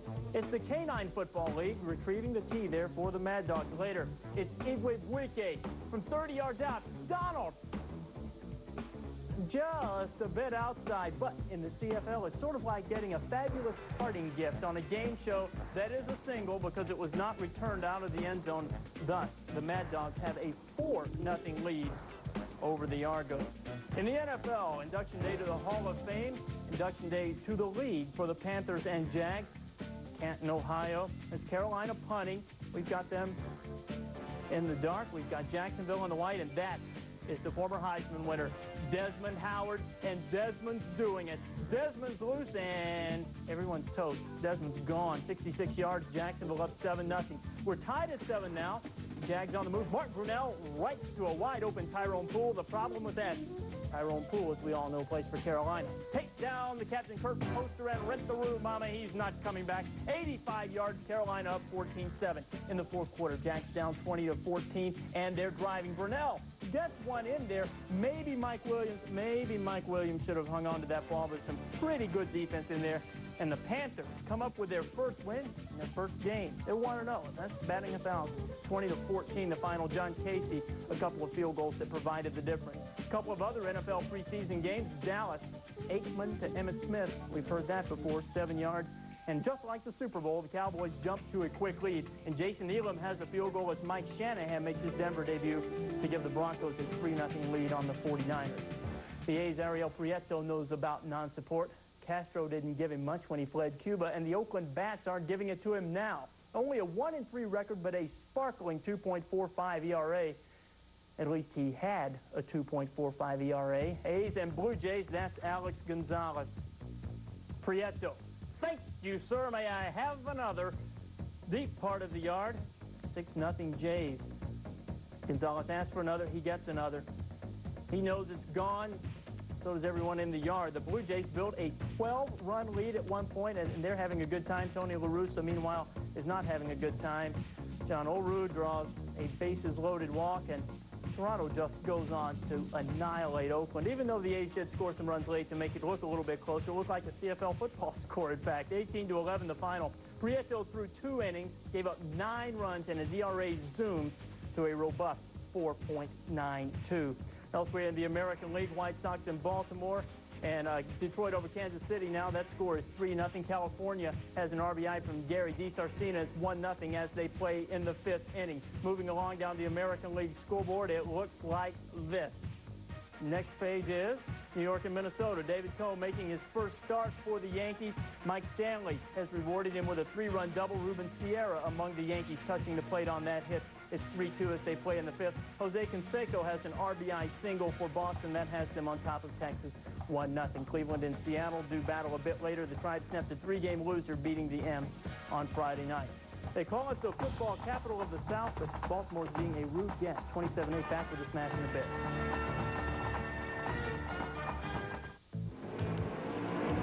People ask me to endorse the strangest things. A green recliner? Not much of a sitter. I like going fast. 68 Shelby, and there was only about 300 and some odd made. This car rips. You're oil now. Keeping them up's half the fun. They all get Purelator filters. You're oil later. I snag them from the track. Legends live. Purelator, Purelator.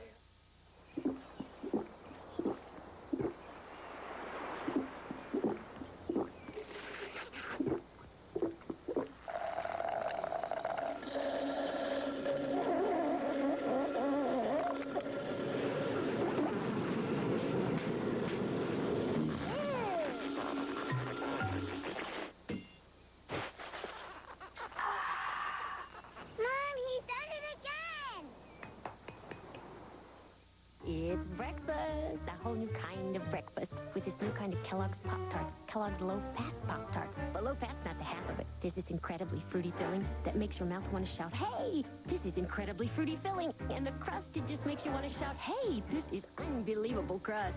And this great Kellogg's Pop-Tarts taste is low in fat, which only makes you want to tango to the toaster for another. And you think to yourself, so, oh, doesn't it take two to tango? New Kellogg's low-fat Pop-Tarts, only from Kellogg. Pocahontas is playing everywhere. And now Burger King has found a new way to capture even more of its magical Disney adventure. Coming to Burger King, and your favorite scenes from the movie are recreated on these 4 new Pocahontas glasses.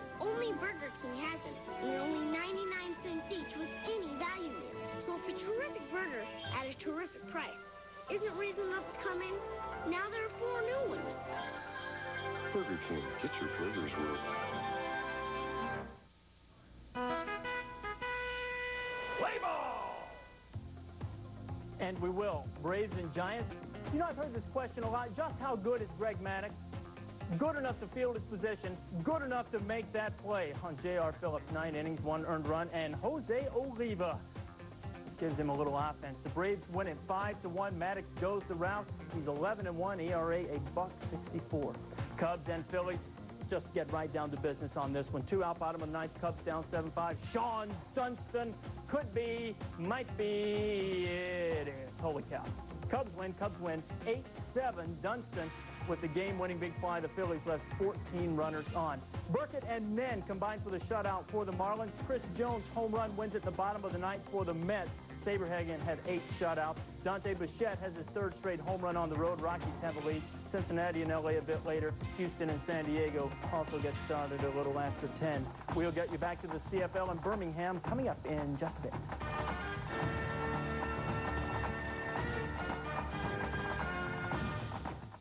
This free video shows you how Bowflex... If you think there's nothing on tonight, don't just sit there. Shop. Turn to Q2, the all-day, all-week shopping channel.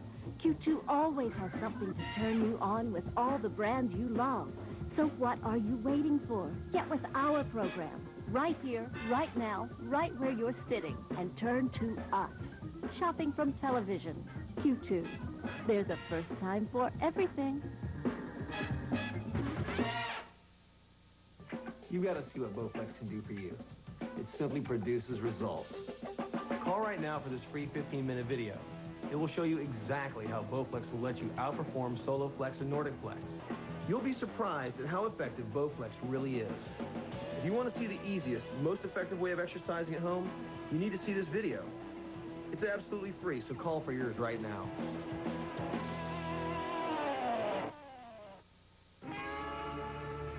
It's hot where you're going. Four-wheeling down Baja.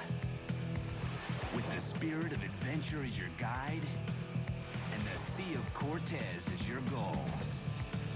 ESPN2's Beyond the Border Adventure. Your chance to win a 10-day expedition to Baja. To explore rugged mountain trails and desert island shores. Just you and 3 friends. No borders, no limits. To enter, send a postcard with your name and daytime phone number to P.O. Box 518, Hermosa Beach, California, 90254. ESPN2's Beyond the Border Adventure.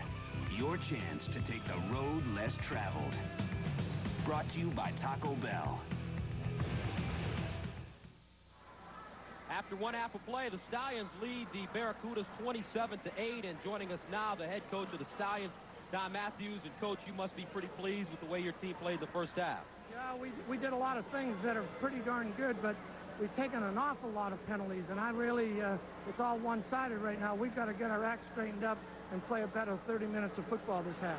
Speaking of those penalties, that's some uncharacteristic holding calls against Perdonish in there that really has hampered the offensive. Yeah, it really has put us in a hole, and hopefully we'll get it straightened out this half. What kind of adjustments do you think that this Birmingham team will make in this second half? Well, I don't know. It's hard to change a lot of things that you've been doing all year. They may try to put a little more pressure on us because they're down so much, and probably Dunnigan will probably try to go downtown a little more. Coach, thanks for joining us. Good luck in the second half. Don Matthews, the head coach of the Baltimore Stallions, and it's a 27-8 game in Birmingham. They're looking good. Baltimore, they're looking good, and here are some of the highlights in the first half. Tracy Ham sets back, and when you have that much time, he goes downtown to Shannon Culver. Big play, makes a great adjustment to the ball, comes up for the first major score for Baltimore. Meanwhile, Chris Armstrong, it was also a big game for him, Kev. He certainly did. You see, as Tracy Ham, he keeps looking, he breaks containment, gets outside, and Armstrong's worked with Tracy over and over the years, and he knows just to find the open spot. Tracy Ham does a great job getting the ball into him. Birmingham struggled at the very beginning, but in the second quarter, they finally got something going with Delius Morris. Excellent move this time of Matt Dunnigan getting outside again, breaking containment. Then it's just a one-on-one personal battle with Morris winning that battle for the major score. But the first half, the story, Chris Armstrong, especially towards the end of the first half. Well, you just look at the time that Tracy Ham has, and anytime he gets that much time, you're asking a lot. And when it does happen like that, Armstrong comes up big. Tracy Ham threw another touchdown. That is his 9th of the season. And Chris Armstrong has picked up his 5th touchdown of the year. Tracy Ham looked good in the first half, and also one of the big things that has helped this Baltimore team lead by as much as they're leading now is the effectiveness of Mike Pringle. Mike Pringle has done a good job rushing the football, and it's shown in the statistics. Well, what Tracy does, I mean, he has a tough job out there of being able to spread that ball all the way around, but you look at the way it is. 16 first downs that they have, so only 6 for Birmingham. The time of possession is really a key thing. As long as you got the ball, you can put points on the board and make things happen. Passing yards, 110 for Baltimore, 108 for Birmingham. Uncharacteristic of Matt Dunnigan, this Barracudas team is averaging over 300 yards passing per game, and Matt Dunnigan is going to have to make some kind of adjustments during the second half from where we sit. What do you think he's going to have to do to get on track, Dan? Well, he has to come out and maybe take exactly what this defense is, and be consistent with picking up some first downs, some possession drives. And more importantly, he's going to have to take some real guidance from the head coach, Jack Pardee, and maybe what Jack Pardee can see from the sideline of how he's going to help this offensive team and scheme get moving down the field. Matt Dunnigan, as you take a look at him and this Birmingham team getting ready to go back out on the field, and they will be on offense to start the second half of play. Dunnigan, broken finger in the first 2 games of the year, was forced to sit out. He suffered that broken finger during the preseason, and now he gets ready to go back onto the field. This Birmingham team 3-1. This is their first Southern Division game against the Eastern Conference champion Baltimore Stallions, formerly the Baltimore CFL. So we begin the second half. This is Delius Morris. Morris to the near side, finally ridden out of bounds at the 23, and he gets up slowly. Chris Wright with the tackle for Baltimore. So the Stallions and the Barracudas beginning the second half from Legion Field. Barracudas get it on their own 29-yard line, first down and 10. And usually, by hanging around people such as yourself, you've told me that the first 3 or 4 minutes of the third quarter, it tells you, in a sense, how things are going to be mapped out for the second half. Well, I think you can. It really is. It's crucial that all of a sudden on both sides of the ball, Matt Dunnigan wants to come out and set the tempo and make something happen and show some positive things happening for their offense. On the other side of the ball, this Baltimore defense has had some pretty good success so far, getting in Matt Dunnigan's face, shutting him down, and causing him and forcing him to do things. So this defense is going to get after Matt and play exactly the same way that they did in the first half, try to force some errors, force him into making some mistakes, and not giving up anything big. Jason Bryant, the injured Stallion, as he gets to his feet, looks like he's having problems with possibly an ankle, but he limps off to the sideline. Bryant, a first-year player out of Morehouse. You can take a look at that right hand of his already. He's got a big cast on it where it's obviously telling you that he's got either some problems with broken fingers or I don't think that would be a broken wrist, but with the part of the hand problem. And that's tough enough as it is to try to get down there and make some tackles when you only got one claw. Bryant, a political science major at Morehouse, wants to become a lawyer after his football career is over. Had a 3.2 grade point average while in college. First down and 10 from the 29 for Dunnigan. Let's see on this first series of plays, Gus, if Matt Dunnigan comes out and changes any kind of philosophy that he may have had in the first half. And here he is rolling out. Dunnigan has an open receiver. This is Ted Long. And Long slices his way up close to the 50. Finally stopped at the 47. First down for Ted Long. Now watch this, Matt. He just fakes it, and then he's going to come out there on the naked bootleg all by himself. Long is going to fake like he's going to go down on just an end pattern, and then he comes back out, and so he's creating separation away from the defense. Matt Dunnigan makes sure he gets the ball into his face. First down from the 47. Dunnigan passing again. Incomplete. In and out of the hands of Jason Phillips. Phillips, if he would have made that catch, Danny, he could have ran a long way because there was nobody in front of him. It certainly looked like Irvin Smith made a great break on the ball, missed the ball as it comes underneath. Dunnigan lays it out there. Now, this is a very catchable pass.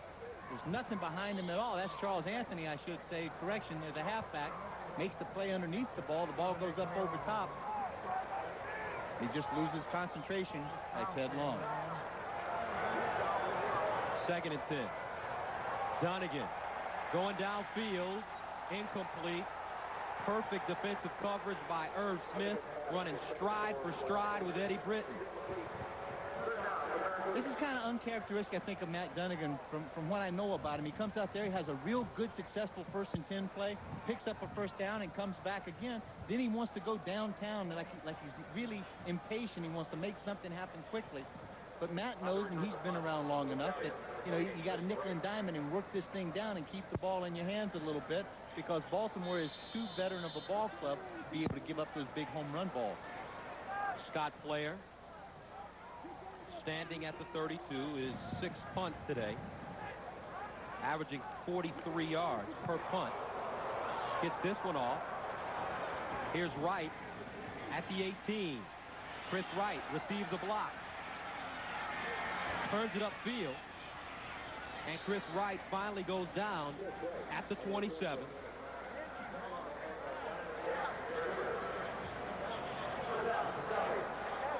And Chris Wright making something out of nothing there. He ran a long way as Donovan Gans comes up with the tackle.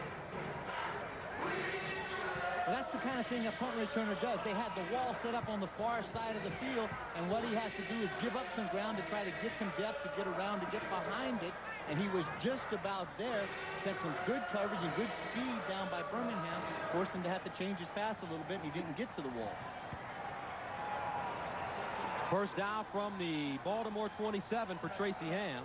Inside handoff goes to Pringle, and Pringle keeps his feet going, gets over the 35, up to the 38-yard line. Mike Pringle had 98 yards rushing in the first half, and he breaks a big one off to begin the second half for Baltimore. Now, last year, and Mike Pringle in the big lead that he had, they were 8-0 every time Mike Pringle had rushed for over 100 yards. He had 8 100-yard games last year, and he had 3 of those 8 were 200 plus. So far this year against San Antonio, he had 99 yards in the first meeting, had 125 yards in the second meeting. He had 97 last week, and that is one of the major reasons why Baltimore is winning a lot of the football games, is that he is carrying a lot of mail, picking up some yardage, and scoring some points along the way. 108 yards rushing on 14 carries. First down, gain of 11 on that last play. Here's Ham. Incomplete. Threw it a little bit behind the intended receiver, Chris Armstrong, and there's no question Ham definitely looks for Chris Armstrong as his first option when he's passing. Well, I think you got to think of that. Once the guy has established himself as the kind of go-to receiver that you really want to have, and a guy that you can depend on the clutch, then Tracy Ham has shown that he will give the ball to Chris Armstrong. And when he does, Chris Armstrong makes a lot of things happen. Ham, 7 of 9, 110 yards. Eludes one defender, and Ham ducks down at the 38.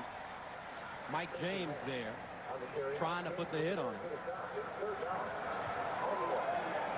And that will bring out Josh Miller, who was the #1 punter in the CFL last season. And he comes in leading the league now. He's got 47.2 average. 4 punts on the day. His long of the season, a 70-yarder. which he delivered last week. And he just hits a bomb this time. From the 11, here's Drawhorn. And Anthony Drawhorn finally goes down. O.J. Brigance with the tackle. 11:38 left. Baltimore still on top. 27-8.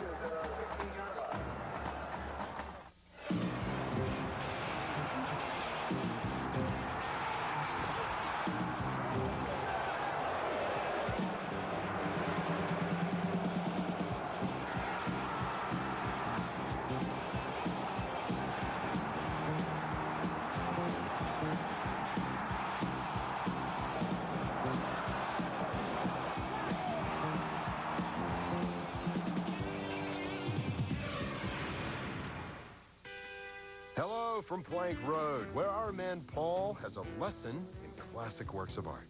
It's easy to spot an imitation if you know what to look for, especially when it comes to ice beer. Ice House is America's original ice beer. It's always ice brewed, so there's never any watered-down taste, just more of what you want in a beer. And it's the only one to come with this classic work of art on the label. Ice House, the American original. Thanks, and enjoy. And don't forget, next Saturday, 8 p.m. Eastern Time, 5 p.m. Pacific, Winnipeg travels south of the border to take on Forrest Gregg Shreveport Pirates. That's 8 p.m. Eastern, 5 Pacific. And we'd like to welcome TSN to our coverage today as we're at Legion Field, Birmingham, Alabama.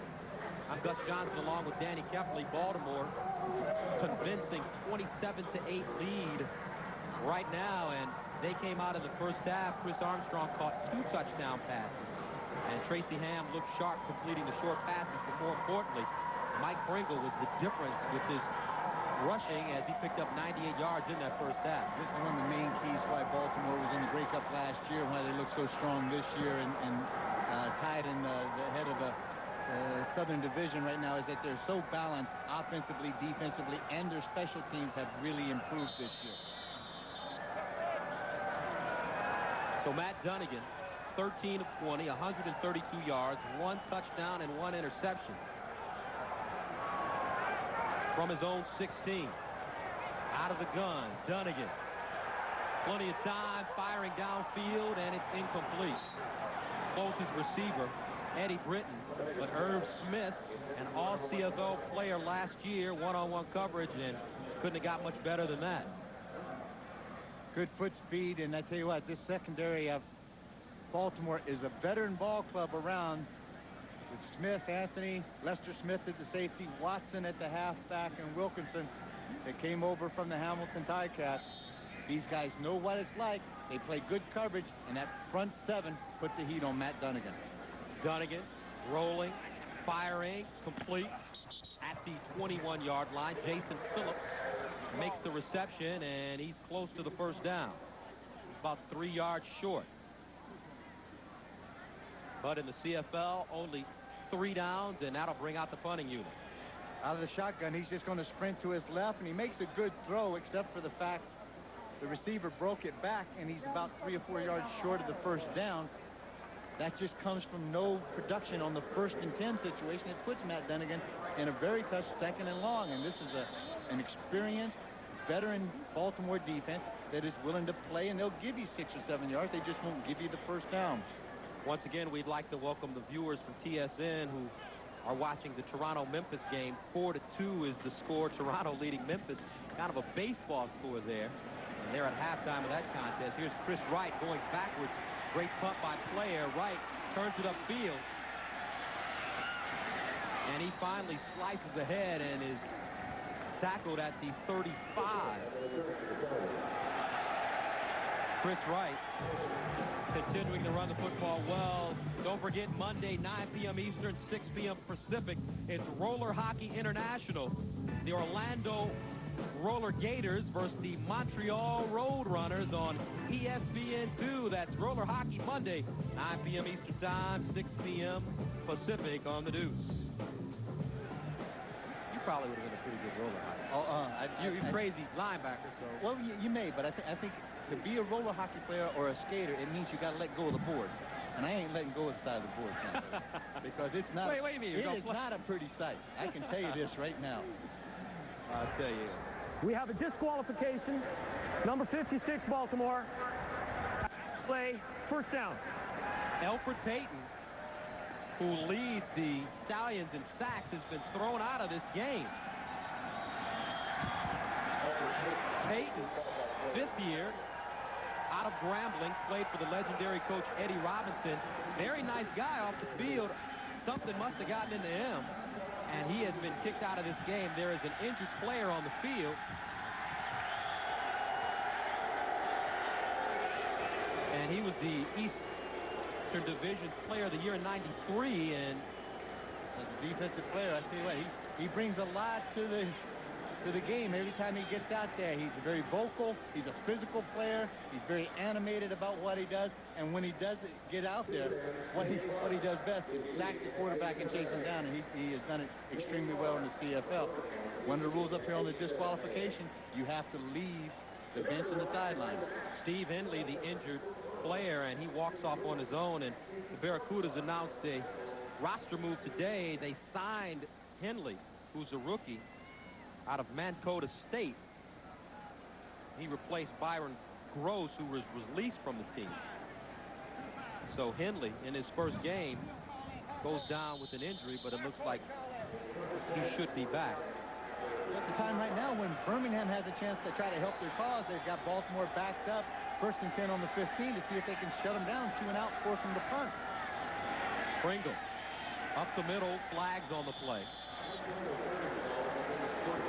And it's in one of those areas that looks like a holding call again.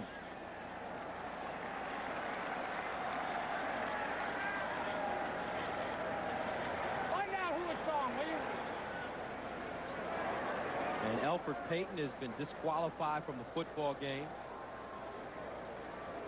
after picking up his 8th sack of the year. Holding. 61 Baltimore. First down repeated. So already in this game, Sharp Donish, who picked up only 2 holding penalties all of last season, he's gotten 3 holding penalties today, and John James picks up his 2nd holding penalty.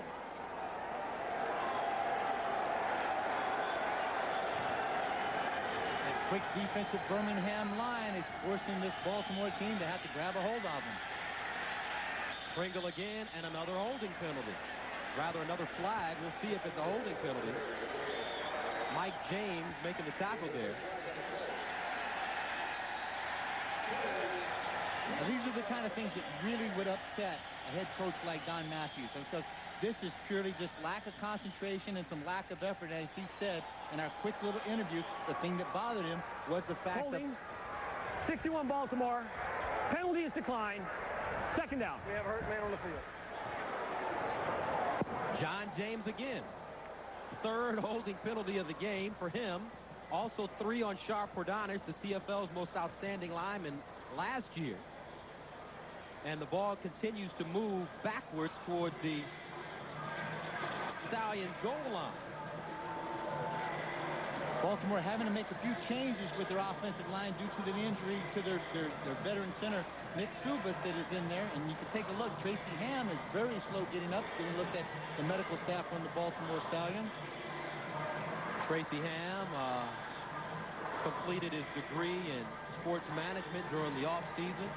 Lives in Statesboro, Georgia with his wife and family, and also had an opportunity to do some interesting things during the offseason. Ham gets tattooed on the play fake in the end zone as flags were thrown on the play. Well, that's Jimmy Reed. I mean, he's not knowing right there as Tracy hands the ball off to Mike Pringle. He's coming out there on that bootleg, and he's hiding like he's got the ball on his hip.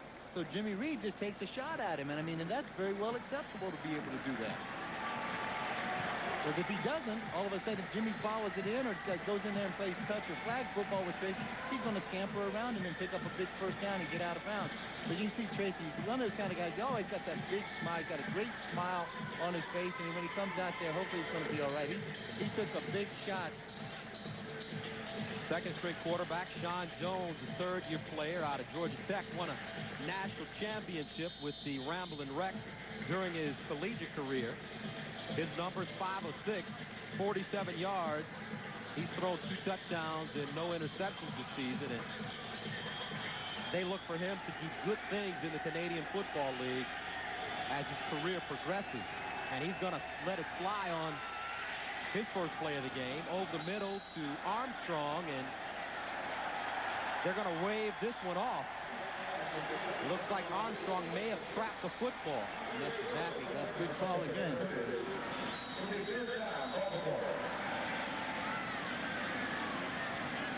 Run an over and under kind of pattern where they have one slot come from the underside.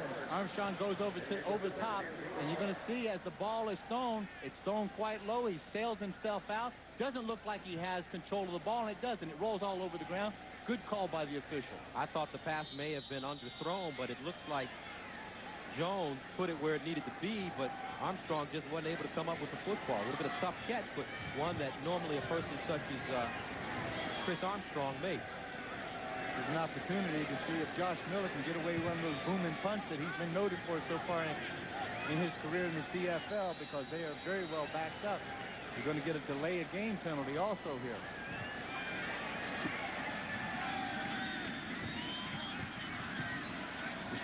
We're starting to see, you're taking a look at the eyes of Tracy Ham, having some conversation with him to see exactly if he understands what's going on and where he is. You can see that he does look just a little wonky, like he got hit in the head. Time count violation. Baltimore number 22. 3rd down repeated. As a person that I'm sure has had many concussions, is that what they're checking him for there, Dan? Well, you don't know. You can only speculate a lot of times. When you look at the eyes, I think a lot of times when guys get hit in the head and they get a good shot, they want to check the pupils and see if they're dilated and exactly how the guy is feeling, if he knows where he is and what's going on. Another outstanding punt by Josh Miller, and Birmingham, who could have started with the short field, will start in their own territory. 27-8 the score. When life becomes The Psychic Hotline. For just $3.99 per minute, you can have a psychic answer your questions about love, family, money, romance, your future, anything you're wondering about, where knowing a little more can make a big difference in your life. Call the Psychic Hotline 24 hours a day, 7 days a week. There's always someone to answer your call and to answer your questions. Just think, professionals pay hundreds of dollars for just one appointment with their psychics. But you can talk to a psychic now for just $3.99 per minute. If a leaky gas tank is getting you down, we have the solution. Gas Tank Renew USA introduces a new process that restores all types of fuel tanks: passenger cars, antique cars, trucks, boats, industrial, and holding tanks. Gas Tank Renew USA thoroughly seals your tank both inside and out, and it comes with a limited lifetime warranty. See your Gas Tank Renew USA dealer today and insure your gas tank for life. Brought to you by Ray's Radiator Clinic, your complete heating and cooling specialist, 759-5010. The Canadian Football League on ESPN2. We're in Birmingham, Alabama at the legendary Legion Field, where the Baltimore Stallions have dominated this game from the opening whistle. They lead 27-8 over Birmingham, and a great crowd on hand considering that Legion Field sits about 80,000, and if you look at the lower level, they packed them in, and fans were here, Danny, as we saw, as early as about 5 o'clock. When we came in from the hotel, they were out there, they were tailgating, they were having some fun, and I said, Gus, this is amazing, this is great. There's got to be probably 30 to 35,000 people. I'm just going to estimate, hopefully that we can get a correct count by the end of this ball game. Only between 11 and 14,000 season tickets sold, but in their first couple of games, they got 25,000 per game in walk-ups. So the fans down here enjoy their football. Here's Donald Moffitt on the end around, and he's knocked out of bounds, and some fisticuffs on the sidelines, and flags have been thrown. A Baltimore player retaliating. Ken Watson may be assessed this penalty. You know, it goes to show you, I mean, football is a tough physical game and stuff, but you got to know when, you got to be disciplined about being physical out there. Can't take stupid penalties, particularly in a sense when you're trying to make, if it happens to be against Birmingham, which it is, you're trying to make something happen, and all of a sudden, as soon as you make 10 or 15 yards, you pick up a first down, you shoot yourself right between the eyes, and you send it back because of, you know, one of those macho kind of penalties that you want to take by pushing guys around. Go out there and knock them on their back the next time the ball snaps. Then you prove your point. So how do you prevent teams from being penalized? When I was in high school, I remember when we got penalized a lot. Major foul, unnecessary roughness, number 33, Baltimore. Major foul, number 55, Birmingham. Both penalties after first down is made. First down. But take a look as Moffitt comes on the sideline here. It makes a couple of good moves, and him and Watson get tangled up on the sideline. They got to hold the face mask, and then just a little extra. Then they come in there, and all of a sudden, that's Big Thomas Graham that comes in there, the big offensive tackle. We're talking big, 6'7", 290, shoving a little weight around. So first down again, complete at the 40. Penalty Marcus Grant with the reception. Penalty flags down in the backfield, Gus, and we may anticipate a holding call against Birmingham on this play. And as I was saying, when I was in high school, holding. Number 62, Birmingham. First down repeated. Fred Childress with the holding call, and the coach wanted to stress the penalties that we got. He made us run or do something that will make you think about it the next time. In professional football, what do you do? Well, I mean, it's awfully hard. Other than the fact you get enough penalties out there, there's enough guys waiting in line as backup players that want a chance to start. You may lose your starting job. I mean, it's awfully hard because the rosters are so small here, and all of a sudden you just can't cut good talent, and you can't set it on the bench, and you need your best players out there. Dunnigan going downfield, incomplete. Eddie Britton, the intended receiver. Irv Smith, the closest defender, and as you said earlier, Danny, Matt Dunnigan has shown that he really wants to throw the long ball today, and Jack Pardee at halftime said that he wanted to get a little bit more vertically down the field. Well, I think he probably does want to get vertically down the field and try to take the ball up the seam and maybe just a quick hot route or something. But vertically, to me, doesn't necessarily constitute that you got to go for that 30 to 45 yard, you know, fly pattern bomb every time you want to tee it up. Marcus Grant, the intended receiver, and Dunnigan leads him too much. Marcus Grant actually had a couple of steps on the cornerback over on that side, Gary Wilkerson. Dunnigan now 15 to 25 for 153 yards. An interception and a touchdown as Marcus Grant walks off the field. He did have at least a step. And if Dunnigan would have put it there, it could have been trouble for Baltimore.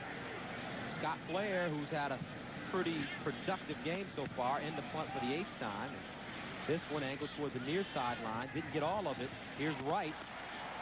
And he fumbles the ball, but it's jumped on by a Baltimore player. Looks like Irv Smith with the fumble recovery. And don't forget, tomorrow at 2:30 p.m. Eastern, 11:30 a.m. Pacific, live coverage of the Deuce as baseball's best received the sport's highest recognition in Cooperstown, New York. This year's class of inductees: Philadelphia Phillies third baseman Mike Schmidt, Bob Wolf, the legendary broadcaster Leon Day of the Negro Leagues, one of the National League's founders, William Holbert, and Pittsburgh Pirates pitcher Vic Willis, who pitched in 1909.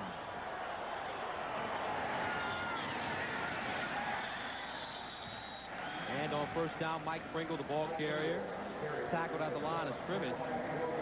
Angelo Snipes there. Snipes left BC after receiving a ring with the Grey Cup champion Lions, and this is a man that's put a lot of pressure on the passer the last 3 years. He's averaged 15 sacks a year the last 3 seasons, led the league in sacks 1 year with 20. Pringle has rushed 16 times for 114 yards. Sean Jones still in the game. He lets it fly, incomplete. Kind of just threw that one over the middle. Very dangerous pass, Danny. Well, this is a great opportunity for this Birmingham defense. You got a young quarterback get an opportunity to get in there. You get some pressure against him. You may be able to shut him down for 2 and out, or maybe force him to throw the kind of ball like he just threw, or the ball up for grabs, and he can come up there with a big pick. It's very important that if you got Tracy Ham on the sideline to try to take advantage of that. And then that means that Matt Dunnigan and that offense has to go out there and be productive, make some first downs, and put the ball in the end zone, or put it through the uprights by field goal. Don't come away empty every time you go out there. Josh Miller, his 7th punt. It's Morris. Morris still on his feet and goes down at the 52. 6:14 remaining in the third quarter. Baltimore still leading comfortably, 27-8. Pushing camera 3. Timeout is called right now. Shaq's got to do something big to get back in this roll game. commercial. Shaq is leaving the court. What do you mean? He's over there. He's on Lucy. What? I didn't know Shaq could ride a horse. Hiya, pal.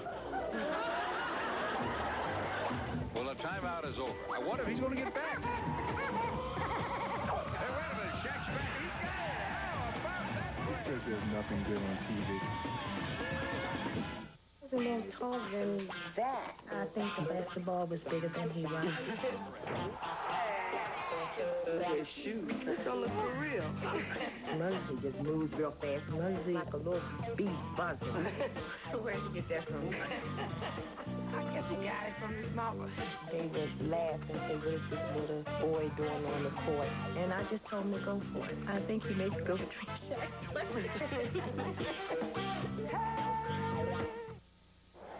Tracy Ham on the sidelines after going out. After taking a hit by Jimmy Reed, is warming up again, and he's a pretty fiery guy, Dan, so it's going to be hard to keep him out of the game. Great competitor. You can see his numbers for this game, but his number overall in his career, he's 9th in CFL career passing with 26,000, about 765 yards right now. He's 5th with touchdown passes. He has 187. But just to let you know, one of the guys that he's chasing, the number 1 guy on the list, is a guy that he played for in Edmonton, the head coach, Ronnie Lancaster, who was number 1 in yardage with 50,535 yards throwing the ball and 333 touchdowns. He's got a fair chase ahead of him to catch up to the little general out of Regina, Saskatchewan, Ron Lancaster. 1st and 10 for Matt Dunnigan. Out of the gun. And it's dropped. This is Donald Moffitt. And Tracy Ham, not only did he finish his undergraduate degree, he's getting ready to go back to school for his master's, and he also made his acting debut this year playing Bobo in the play Raisin in the Sun. So he's doing a lot of interesting things, and at the same time he had time to work out with Chris Wright, the rookie return man sensation. Next thing you know, he'll be up there in New York with you, and you'll be getting him that on-Broadway stuff. Oh, he might be. Tracy Gravely, first time we've mentioned his name today. He breaks up that pass intended for Keith Woodside out of the backfield.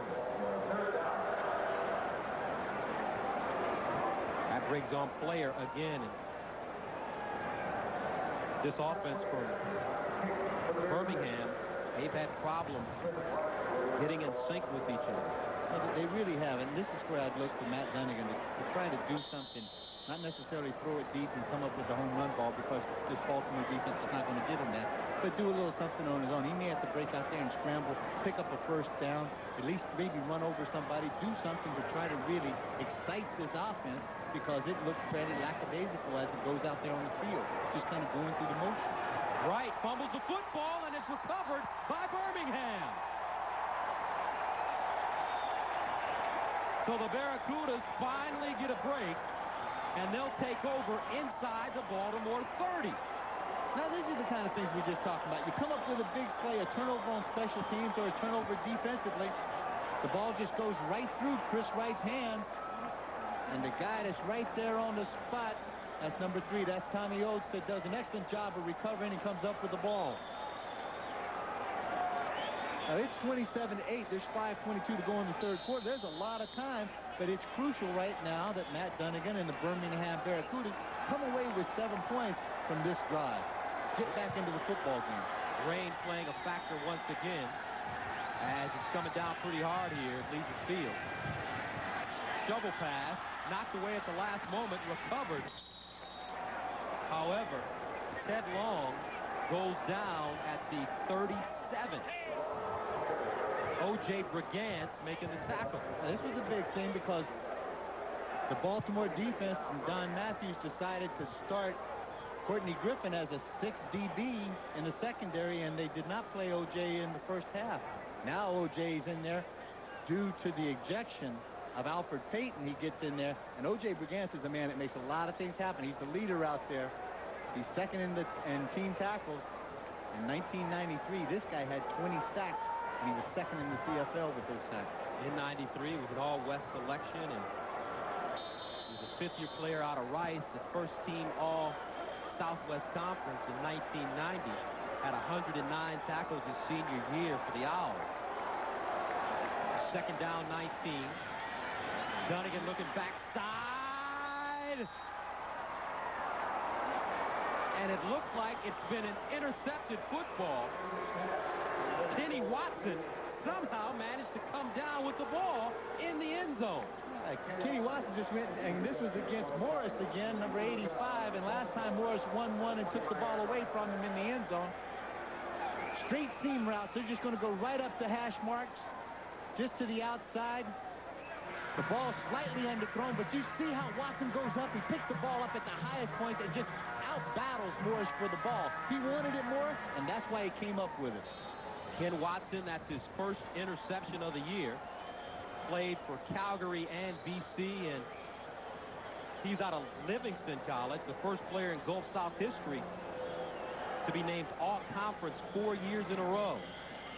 He lives down here in Birmingham and around in the area, you know, so he's a home guy that just came back to show a few things for the crowd and some of the relatives that are sitting in the stands. Mike Pringle running the football. He's stopped by Stevie Anderson. Gain of 4. Pringle now 117 yards rushing on the day on 17 carries. And as this weather has changed considerably since the second quarter and the third quarter, the start of the third quarter, this rain is really going to be an asset to the Baltimore style of offense because they got a guy like that and Mike Pringle that can carry the mail. And here's Pringle out of the backfield this time.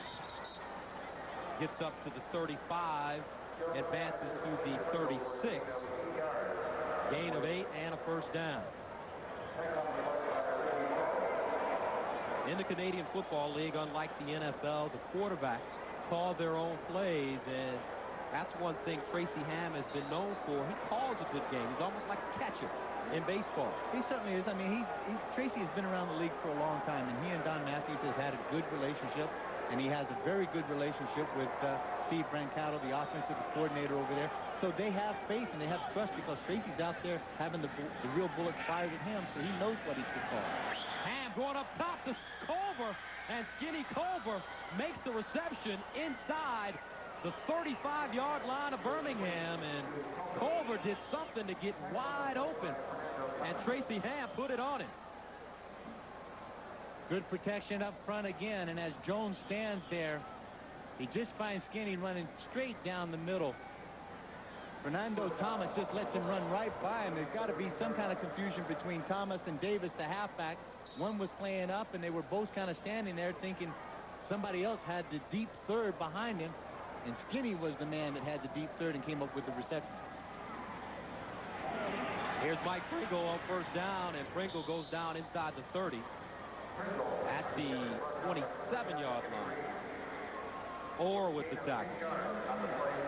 He picks up 6 and will bring up second down and 4.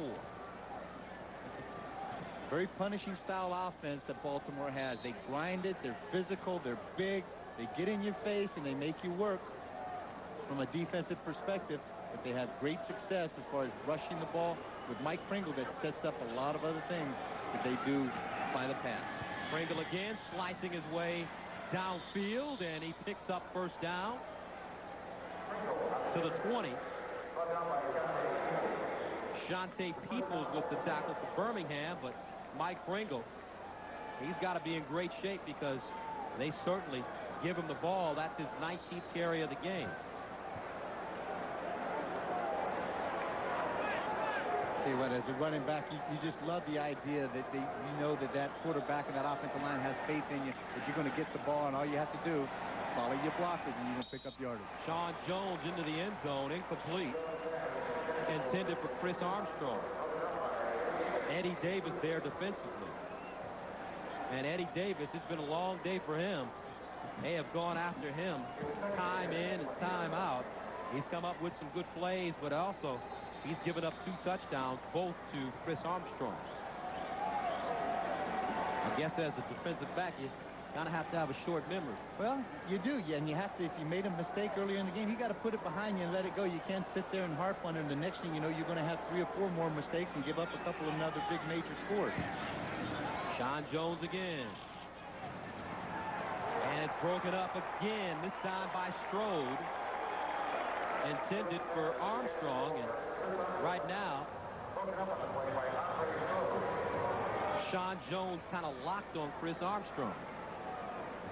Well, as it comes in, the ball's going to come. He's just running a corner route, and the ball's just thrown ever so slightly behind him, and this is the kind of play that Andre Strode has made a couple of through the course of this game. Good break. Once he's got the break, he makes good closure on it and good acceleration. Gets the left hand out there to knock the ball down. Carlos Huerta in to attempt a 27-yard field goal. He's 2 for 2 with a long of 49 on the day.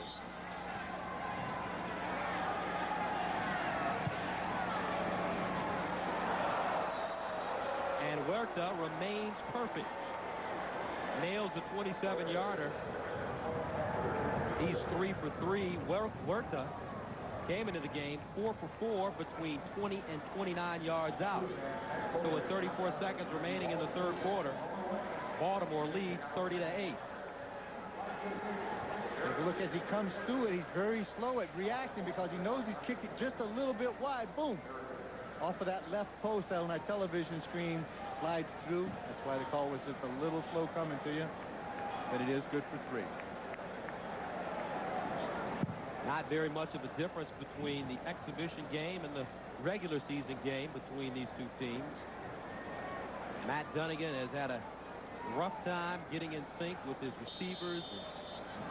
He's a gambling type quarterback, as we talked about yesterday, and maybe some of the structure that he's involved with under John Jenkins will take him some time to get used to. Here's Dunnigan going downfield, wide open, Marcus Grant. And a great, great play for Baltimore as Gary Wilkerson somehow manages to knock it away. Looks like it may have hit him in the back of the head. Gary Wilkerson out of Penn State, and he's been around the league a bit. Hamilton Ticats, he's beaten clearly. The ball slightly underthrown, but he does a good job of just running to it. He doesn't throw his hands up until the last minute. The ball hits him in the back of the head, and therefore that's why it's not constituted as a pass interference call. 6 seconds remaining in the quarter.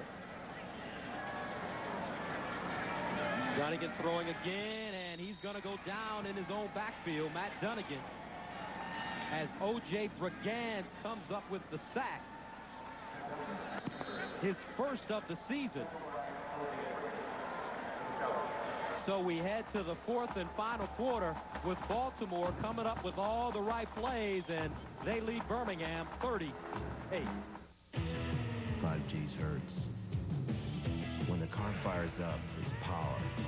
It's talking to me. All I hear is music. And you hit the throttle. It pulls your head back and it wants to rip it off. It's you, the competition, and everything has to be just right. You're all now. Man, from that time on, all you can think about is winning. You're all leader. Man, that's a ride. Legends live. The newest way you can cure athlete's foot is the way doctors cure it. With the same ingredient they've prescribed millions of times. It's new prescription strength SNX. Nothing cures athlete's foot better. New prescription strength SNX. The doctor's cure. Every morning I wake up starving. Must feel that dreaming. So I go to Burger King for a croissant sandwich with ham, egg, and cheese, plus hash browns and coffee, all for just $1.99. $1.99? I must still be dreaming. Breakfast at Burger King. He was a little taller than that. I think the basketball was bigger than he was. His shoes, they don't look for real. Muggsy just moves real fast. Muggsy like a little bee buzzing. Where'd you get that from? I guess he got it from his mama. They was laughing. They was this little boy doing on the court. And I just told him to go for it. I think he may go for Shaq's place.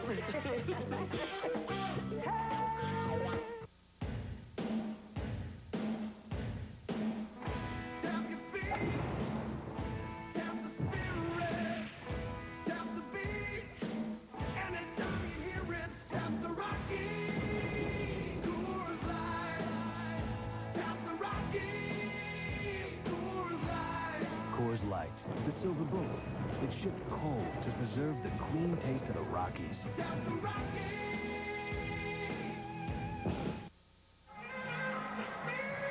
We're in Barracuda land where the Birmingham Barracudas are kind of taking it on the chin right now. Andre Strode sitting on the sidelines. His team down 30-8, and Sean Jones getting ready to go back in the ball game. He replaced Tracy Ham in the third quarter, 2 of 5, 47 yards, and looked pretty poised in the pocket so far, although he did lock on Chris Armstrong one time, but he'll get a chance to go back out there and get some more reps as the Stallions prepare to go back on offense. Here's Wright. He hadn't broken a big one this game, and he won't break one here. Tackled at the 40. Donovan Gans again with the special team hit.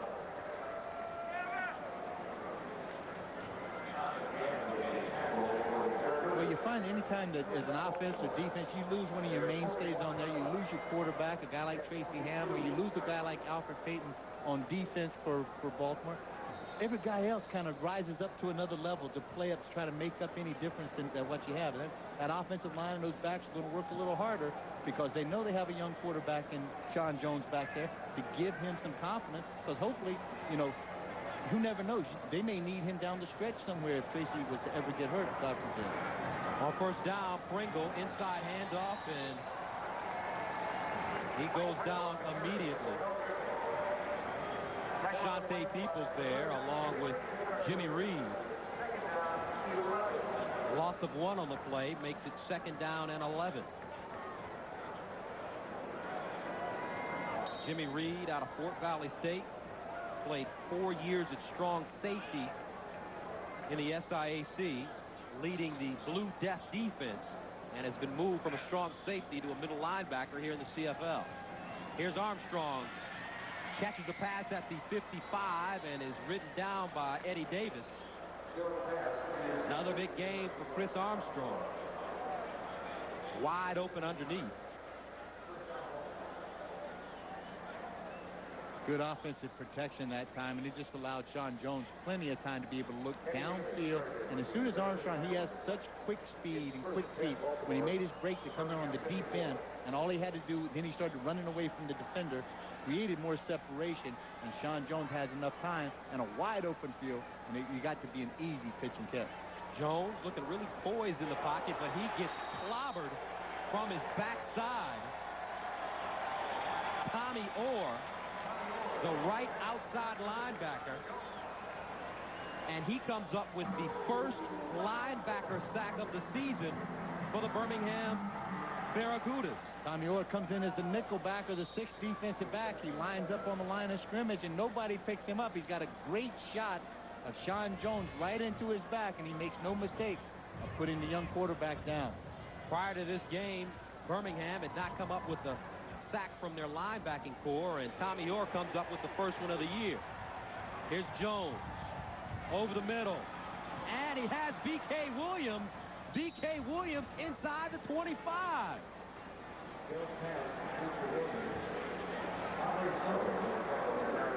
Big gain for the Stallions, 38-yard pickup. Only came in with 1 catch, but look at this pass. Now, as he lobs it up there, the young linebacker, Jimmy Reed, makes a play to come underneath the ball. The ball's thrown so high above his head, that allowed BK to go up high for it. As he is, he's 6'2", about 185 pounds with some good vertical jump on him. got up there and made that great reception to keep the drive alive. B.K. Williams, a veteran of the CFL in his 8th season. Last year, ruptured his Achilles tendon after the first game and had to miss the entire year as Mike Pringle goes backwards. And Gus, you just talking about that injury. That injury happened in the warm-up before a game even started, and he didn't even get a chance to play in any of the games in 1994. This is his 12th season in the CFL. 11 minutes, 12 seconds remaining in the 4th and final quarter, and Sean Jones and Mike Pringle have kept this Baltimore offense afloat. Jones coming in for Tracy Ham, 4 of 7, 100 yards. Completes his 5th pass to Pringle. And Pringle took a lick by Jimmy Reed, but because of his strength and balance, was able to stay on his feet and fall forward instead of falling backwards. Well, Jimmy Reed is listed as a linebacker, but he's not that big. He's an oversized defensive back. They have him at 5'10", about 205 out of Fort Valley State. But what he does when he goes in there, he went in there with some authority and wrapped those arms up around a really tough target they hit a lot of times in Mike Pringle. Carlos Huerta, 3 of 3 on the day, into attempt a 35-yard field goal. He's 4 of 5 on the year from this distance. And this one wide to the left, but it goes out of the end zone. And it is a single point. So, with 10:36 left, Baltimore has now taken a 31-8 lead over Birmingham. And the Kudos will be on offense when we... Hello from Plank Road, where our man Paul is ready with a simple little demonstration. This is watered down. Ooh, not pretty. This is not watered down. This is Ice House. It's ice brewed, so there's never any watered down taste, and that's why Ice House is always so remarkably smooth when it's going down. So remember, watered down and not watered down. Ice House. Thanks and enjoy. A little taller than that. I think the basketball was bigger than he was. His shoes, that don't look for real. Mosey just moves real fast. Mosey like a little bee buzzer. Where'd you get that from? I guess he got it from his mama. They were laughing. They were this little boy doing on the court. And I just told him to go for it. I think he needs to go between Shaq.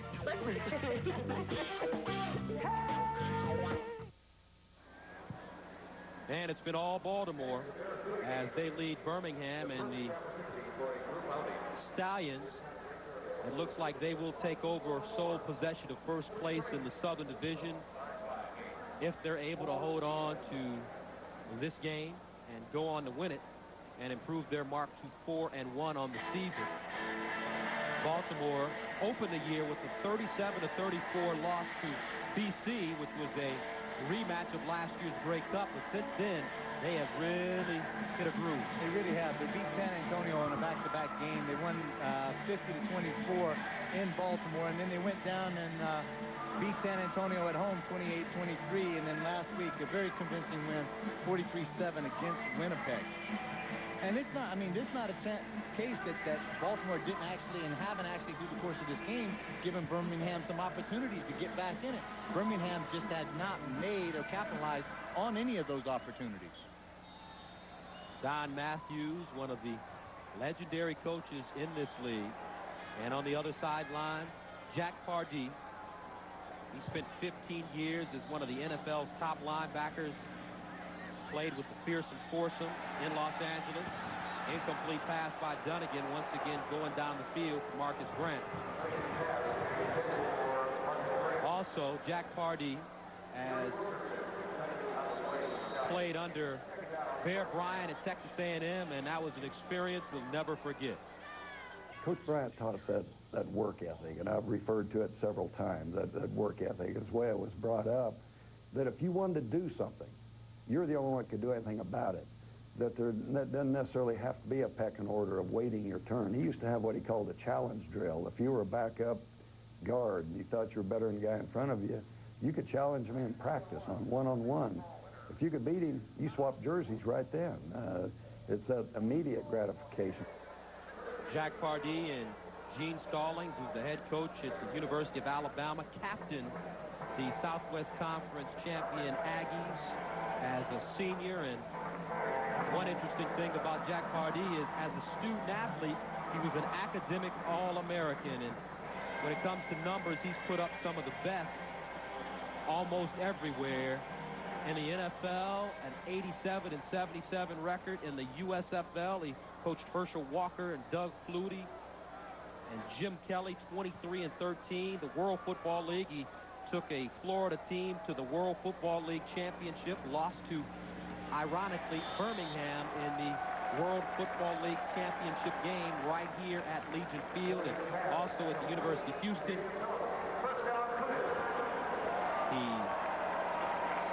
led the Houston Cougars to a very successful record in the Southwest Conference. Right now, his attention is on these Barracudas as they try to march the ball downfield. 1st and 10. Here's Dunnigan going downfield again, broken up.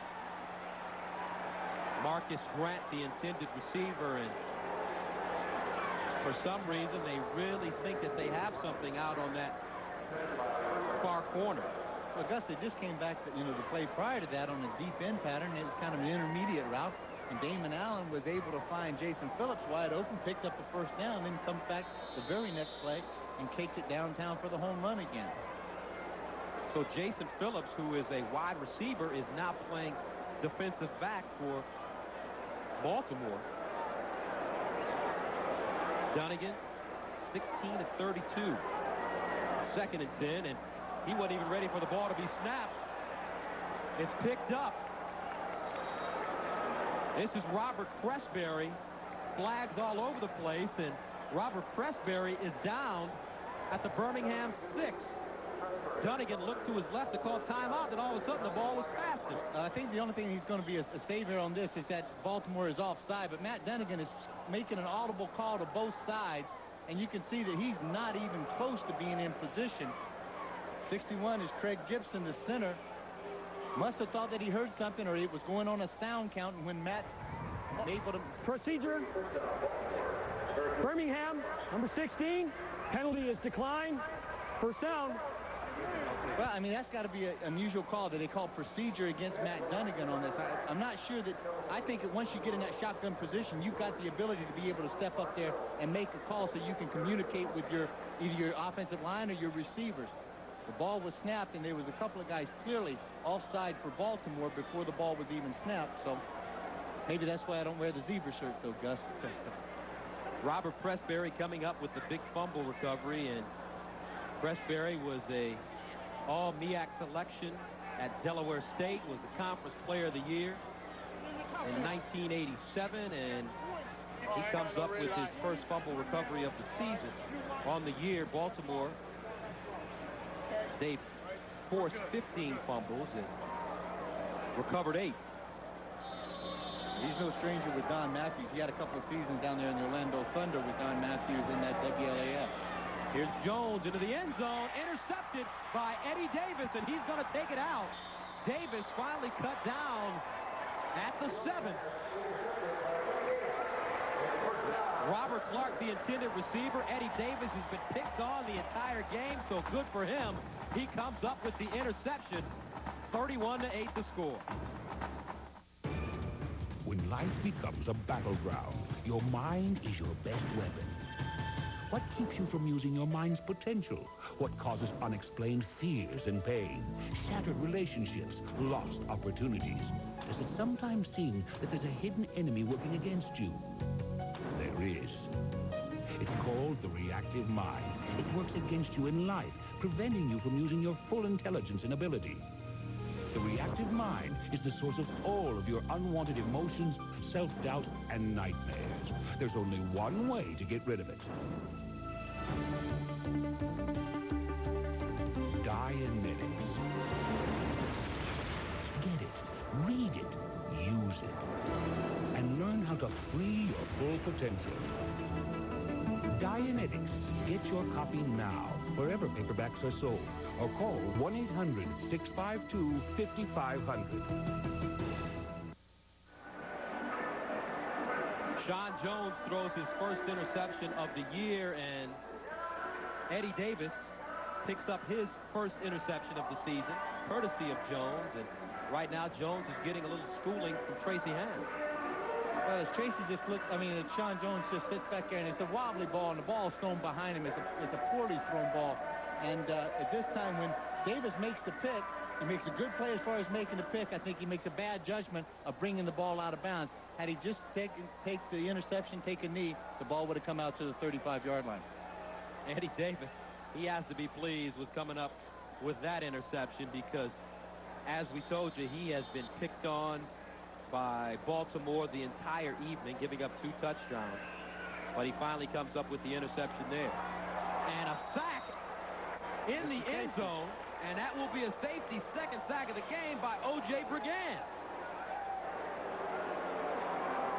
This is the kind of dynamic player that O.J. Brigance is. He brings a lot to the league and to the team every time he gets on the football field. O.J. Brigance, his second sack, and when you talk to him, there's no question that this Baltimore defense likes to put you away. I think that the pride that we have on defense, I can only speak for our side of the ball, is that we want to go out each and every time and we want to try and shut the opposing team out. And to do that, we have to depend on each one of our teammates. So if each man does his job, no matter whether he's a rookie or an 8-, 9-year vet, everyone has to do their job for us to be successful.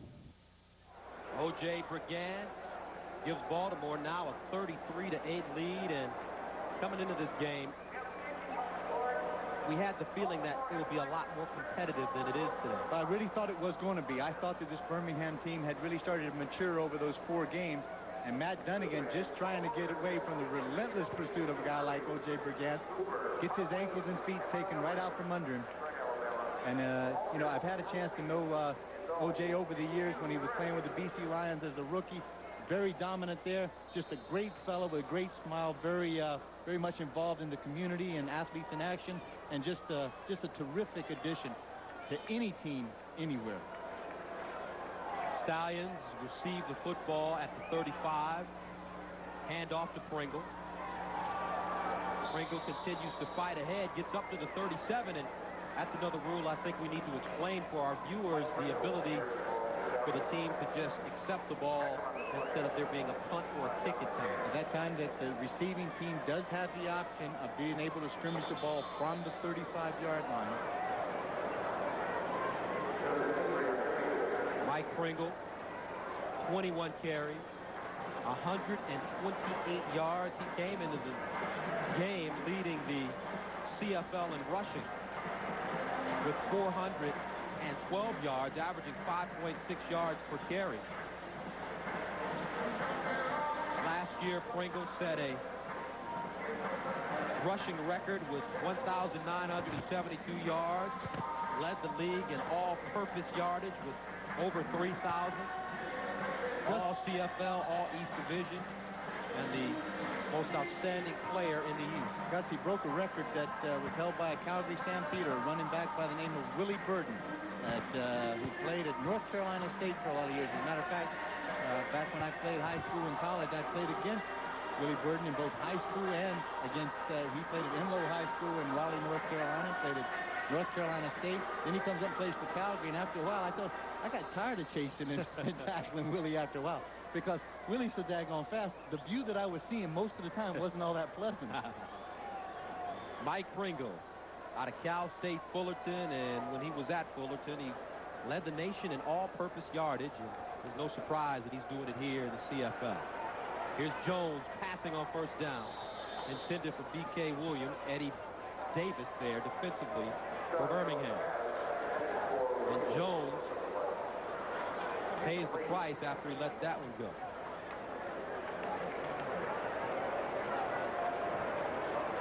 Still another opportunity with this defense. It bends a little bit, but it hasn't broken completely.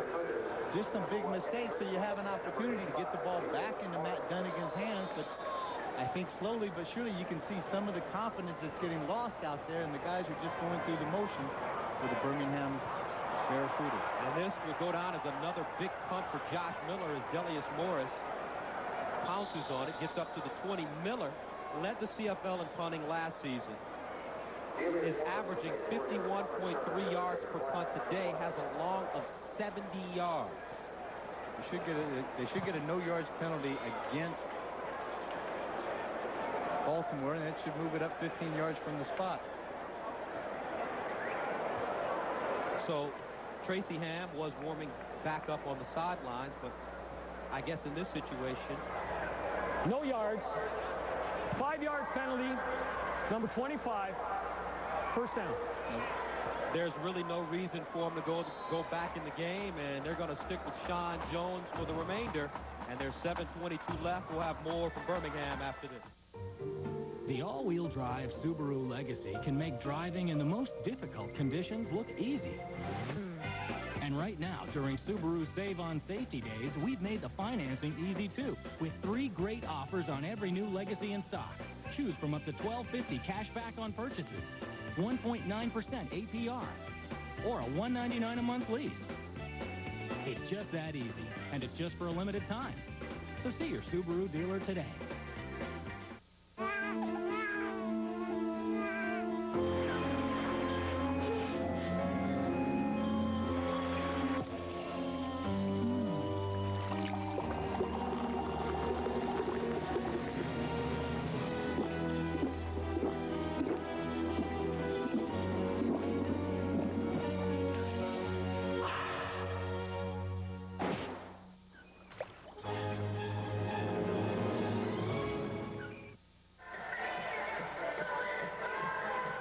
In Birmingham, Alabama, Legion Field, and Baltimore Stallions have completely dominated this game. They're leading 33-8. And the Barracuda pride, though, it's still in effect.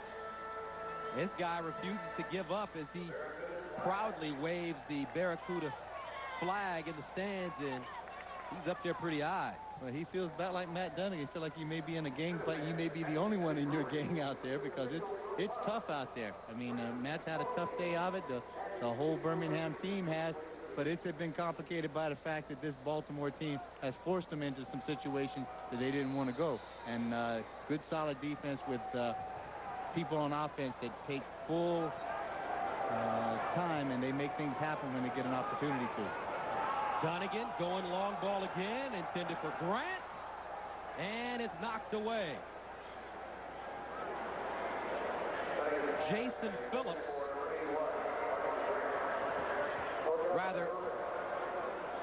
Forrest Irving. Forrest Irving, excuse me. Forrest Irving. He was just added to the roster. Forrest Irving is a guy that's been around. He's 5'11", 185 out of Central Florida, but he's had a couple of years in Hamilton. 91 to 92 and 94, and actually in 95 to begin with. He had started off in the WLAF playing over in Scotland. Second down and 10. Donegan in trouble. Backing away, firing, and incomplete. Marcus Grant, the closest receiver, along with Jason Phillips. And that brings out Scott Flair for his 11th punt of the game. Gus, I'd have to say that this has to be really a very uncharacteristic game that I've seen from Matt Dunnigan. Usually he's very calm and poised and he has great confidence about what he's doing out there, and he makes a lot of things happen. And tonight he has just had, it's been a bad day at the office. Injured player on the field right now, Gerald Bayless, a former Defensive Player of the Year for Baltimore. Last year, Bayless suffered with a leg injury that continuously caused him problems, and he played with it anyway. 1992, he was the Canadian Football League Players Association Defensive Lineman of the Year, and that's chosen by his peers. And I think, well, that's a great compliment right there, that the guys you play against, the offensive linemen, are the guys that picked him as the defensive player. So let's take a look at him. He's right in the middle. He's getting double teamed, and he's getting dragged down right at the last minute. And as he does, looks like that right knee or right ankle kind of folds up underneath him. But Gerald's walking off under his own power. Look at his arms on that man. Phil's got 6 foot, about 260 pounds, out of southern Mississippi. This is his 11th year in the CFL, and they have been 11 tough years for anybody on the other side of that offensive line. Bayless also played with Portland and New Orleans in the USFL. Talking to some of his teammates today, they say Gerald would like to give it maybe one more good year and then hang it up. Here's White, and we told you about him. White tries to break it outside, and he's finally tackled by guess who? Eddie Davis. And there is a flag on the play. Gus, we'll go back and just finish out what you're talking about, maybe playing one more year. I think he's going to have to check with his agent. That happens to be his wife. Lucy is his agent. You don't think she's got some real good things in store for this man? First little hint that we saw of White and the speed and the acceleration that he has when he can Illegal block. 57 Baltimore on the run back. First down. That's O.J. Brigance is called on the illegal block. Well, next week, North meets South as the Winnipeg Blue Bombers travel to Shreveport to take on the Pirates. That's Saturday at 8 p.m. Eastern Time, 5 Pacific, right here on the Deuce. And we'll be at that game. Yeah, I was just going to say, if I read our schedule right, me and you're going to be down there eating a little gumbo together. I hope so. Let's go have some of that hot stuff. Well, I'm sure it's going to be kind of warm down there in Shreveport. This is Robert Clark with the reception. And Clark goes out of bounds at the 54. Another one of the veterans for this Baltimore team. First time that we mentioned his name today, Gus. Clark played with the Detroit Lions, was a 10th round pick by the New Orleans Saints in 1988. Holds 34 school records at North Carolina Central. That's another CIAA school, along with Fayetteville State, which Chris Armstrong went to. Pretty good athletes coming out of the black colleges, and a number of them here in the Canadian Football League. So Mike Pringle's still in the ball game and still carrying the football. Mark Ledbetter with the tackle there. Well, it's a pretty good safety valve at any time that you think that you have a quarterback that may be having a little problems throwing the ball or maybe not getting the kind of protection that he has. You just turn around and you hand it to number 27, and Mike Pringle gets the job done. Sean Jones, 6 for 12, 116 yards, 1 interception. And he's passing here on 2nd and 9. In trouble, and Jones goes down, fumbles the ball, and there's a scramble for the football, still loose. And Birmingham recovers. It looks like Jimmy Reed is on the bottom of the pile.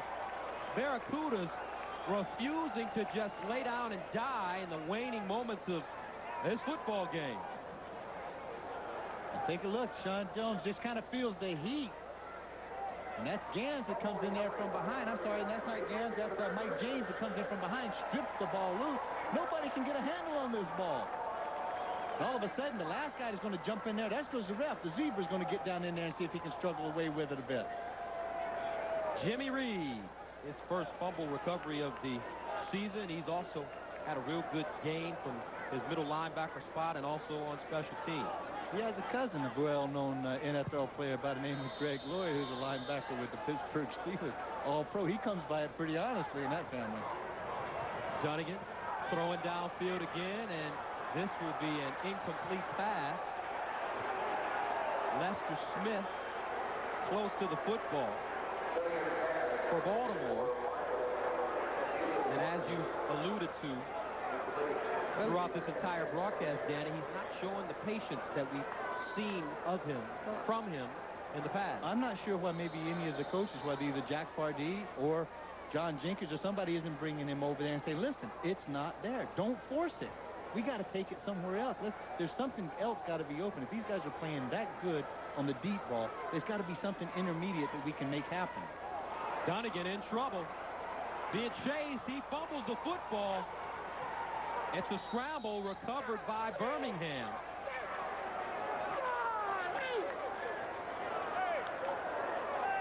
Jeff Neal, the big offensive lineman there to pounce on the football.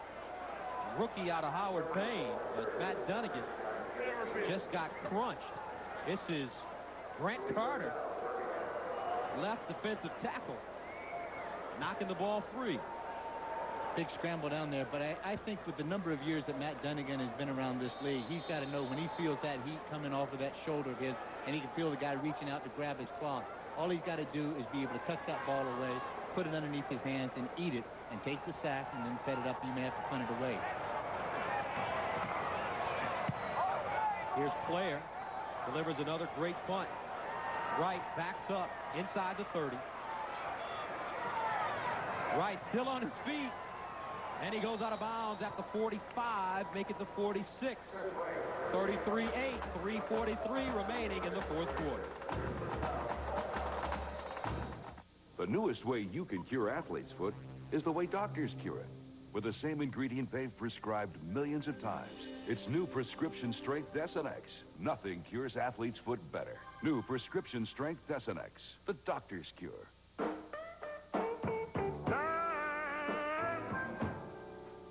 On my side, yes it is.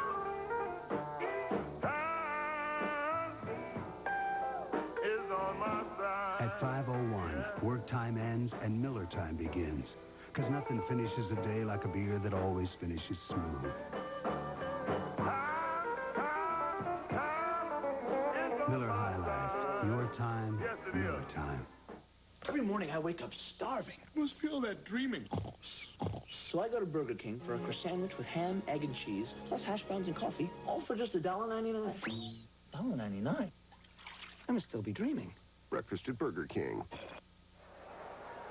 We're back in at the 3-minute warning, and Baltimore leads Birmingham 33-8. Sean Jones in at quarterback right now for the Stallions, and he replaced Tracy Ham, who took a shot by Jimmy Reed in the third quarter. Here's Wright, Chris Wright, who's been doing it on special teams, carrying the ball this time. Jimmy Reed with the tackle, 33-8, and we'll be back for the final 2:39 right after this.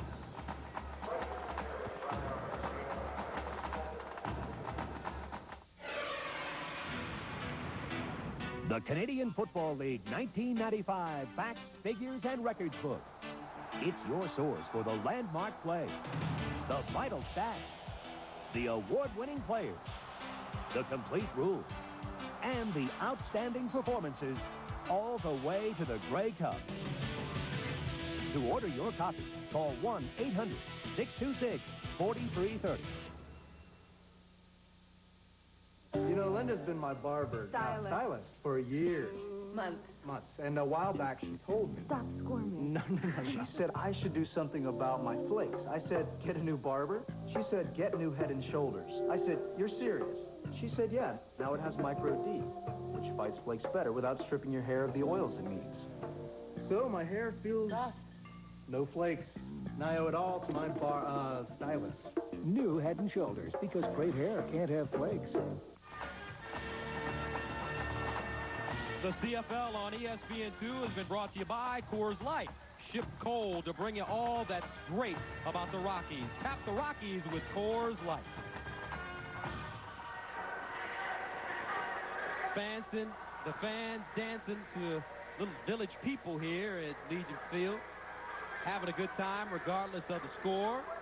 Their team down 33-8.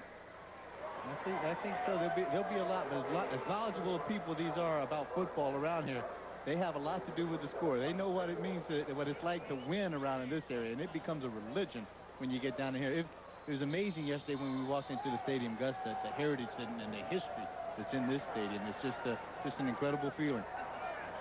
Walked into the press box today, and the first thing that I saw was a picture of Bear Bryant hanging on the wall. So you know how important football is in this area and how closely they keep Coach Bryant to the tradition of football in the state of Alabama. Well, and just down the road, I played for a fairly well-known name, too, that down in Auburn, a guy by the name of Pat Dye, who was the head coach and athletic director down there. And tell you what, Coach Pat Dye taught a lot of football to me. I was very indebted to him. Danny played for Pat Dye when Dye coached East Carolina before moving on to Auburn. Well, I tell you what, we had a great opportunity. As I told you the other day, when we were sitting there talking to Coach Pardee, and we had a great conversation listening to him talk about football. We could have stayed there a couple of hours listening to all the stories about him. He just kept us entranced with what he was saying.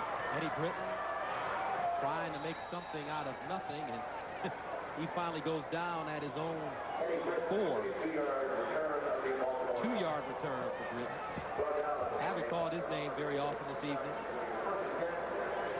Well, I think the only time we've had a chance to talk to about the wide receivers is that the ball was overthrown. The attempted receiver, intended receiver, was either Eddie Britton or Marcus Grant, and those guys. And it just hasn't been a good night for Matt Dunnigan, as far as I'm concerned, with maybe his play selection. And this may have to do because this is a brand new offense to him, this new run and shoot. So maybe he's starting to show a little bit of this wear and tear on him. Here's Dunnigan rolling, throwing across his body, and he put that one right on the money. And Eddie Britton, that one hits him right in the hands, in the chest, and he was unable to hold on to it. I think he'll have a big ice bag right on his chest, so that's exactly where he tried to catch that ball. See this? The ball just barely comes through, ever so slightly tipped. You can just see right at the last minute, and that just threw the ball just very slightly off the path that Eddie Britton had his concentration on, and the ball hit him off the top of the shoulder pad. This team had been averaging 319 yards passing per game. Matt Dunnigan today, 165 yards passing, 16 of 36. Mason Phillips gets out of bounds after making a reception. That stops the clock. Alvin Walton, the former Washington Redskin, makes the tackle. Alvin getting a chance to get back on the roster. He's off for a week or so with an injury. But he is a terrific guy to have as a backup position in this very tough linebacking core of the Baltimore Stallions. Walton led the Redskins in tackles for 4 straight seasons. Also picked up a Super Bowl win. 1st and 10. Dunnigan, wide open receiver. This is Grant, and they finally hook up with each other. Grant making the reception. But they're going to say Marcus Grant was out of bounds. So if you're going to have bad luck, you're going to have no luck at all today, I think, for this Birmingham team. Let's take a good look at it as we can see it on the sideline. Now, you only have to have 1 foot in bounds in the Canadian Football League. Check that right foot as it comes down clearly on the white paint. Dunnigan again. And finally has a completed pass to Marcus Grant. So it was almost as if Dunnigan said to himself, I'm going to throw this ball as many times as I have to until Marcus Grant catches it. I think he said that to him since the first quarter.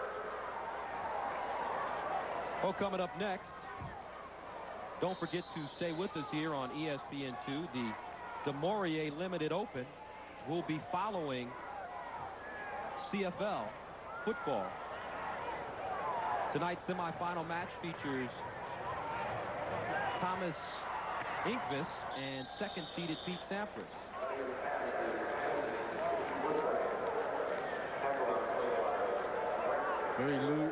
Very little used Keith Woodside tonight. I mean, he hadn't had an opportunity to get involved in the offense at all.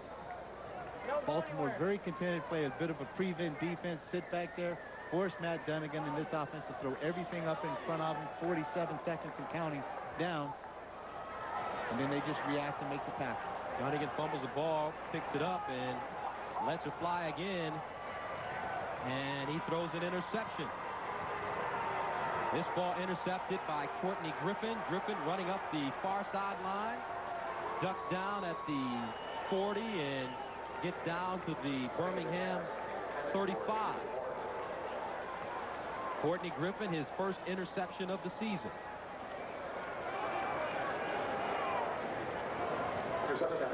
Matt just throwing a Hail Mary pass up, and it really just doesn't have much of a chance of getting there.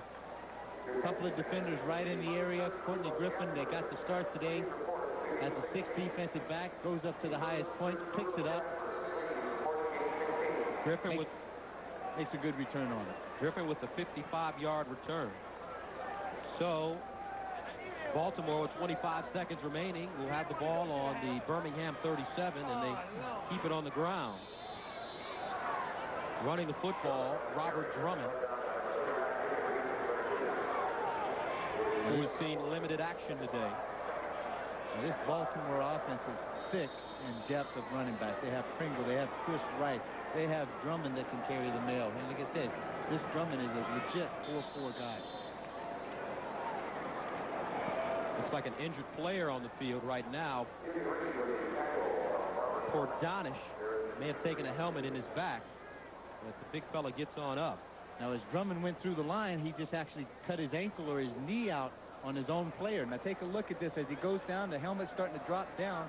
Pordanish is coming over from his tackle, and he catches that right ankle and knee and just kind of bends it at a very bad angle. And Pordanish is down and getting looked at by the medical staff. You can see that he's grabbing that ankle, so hopefully that Sean Pordanish is going to be okay. Pordanish, 6'6", 280, second year out of Nevada, Reno, and in his first season he was selected the CFL's most outstanding lineman, graded out at 90% or better in most of the games that he played last year. Well, that's one of the good reasons, Gus. I mean, when you've got the most valuable offensive lineman in the league, that's why a guy like Mike Pringle can break a record, all CFL record, in rushing at 1,972 yards.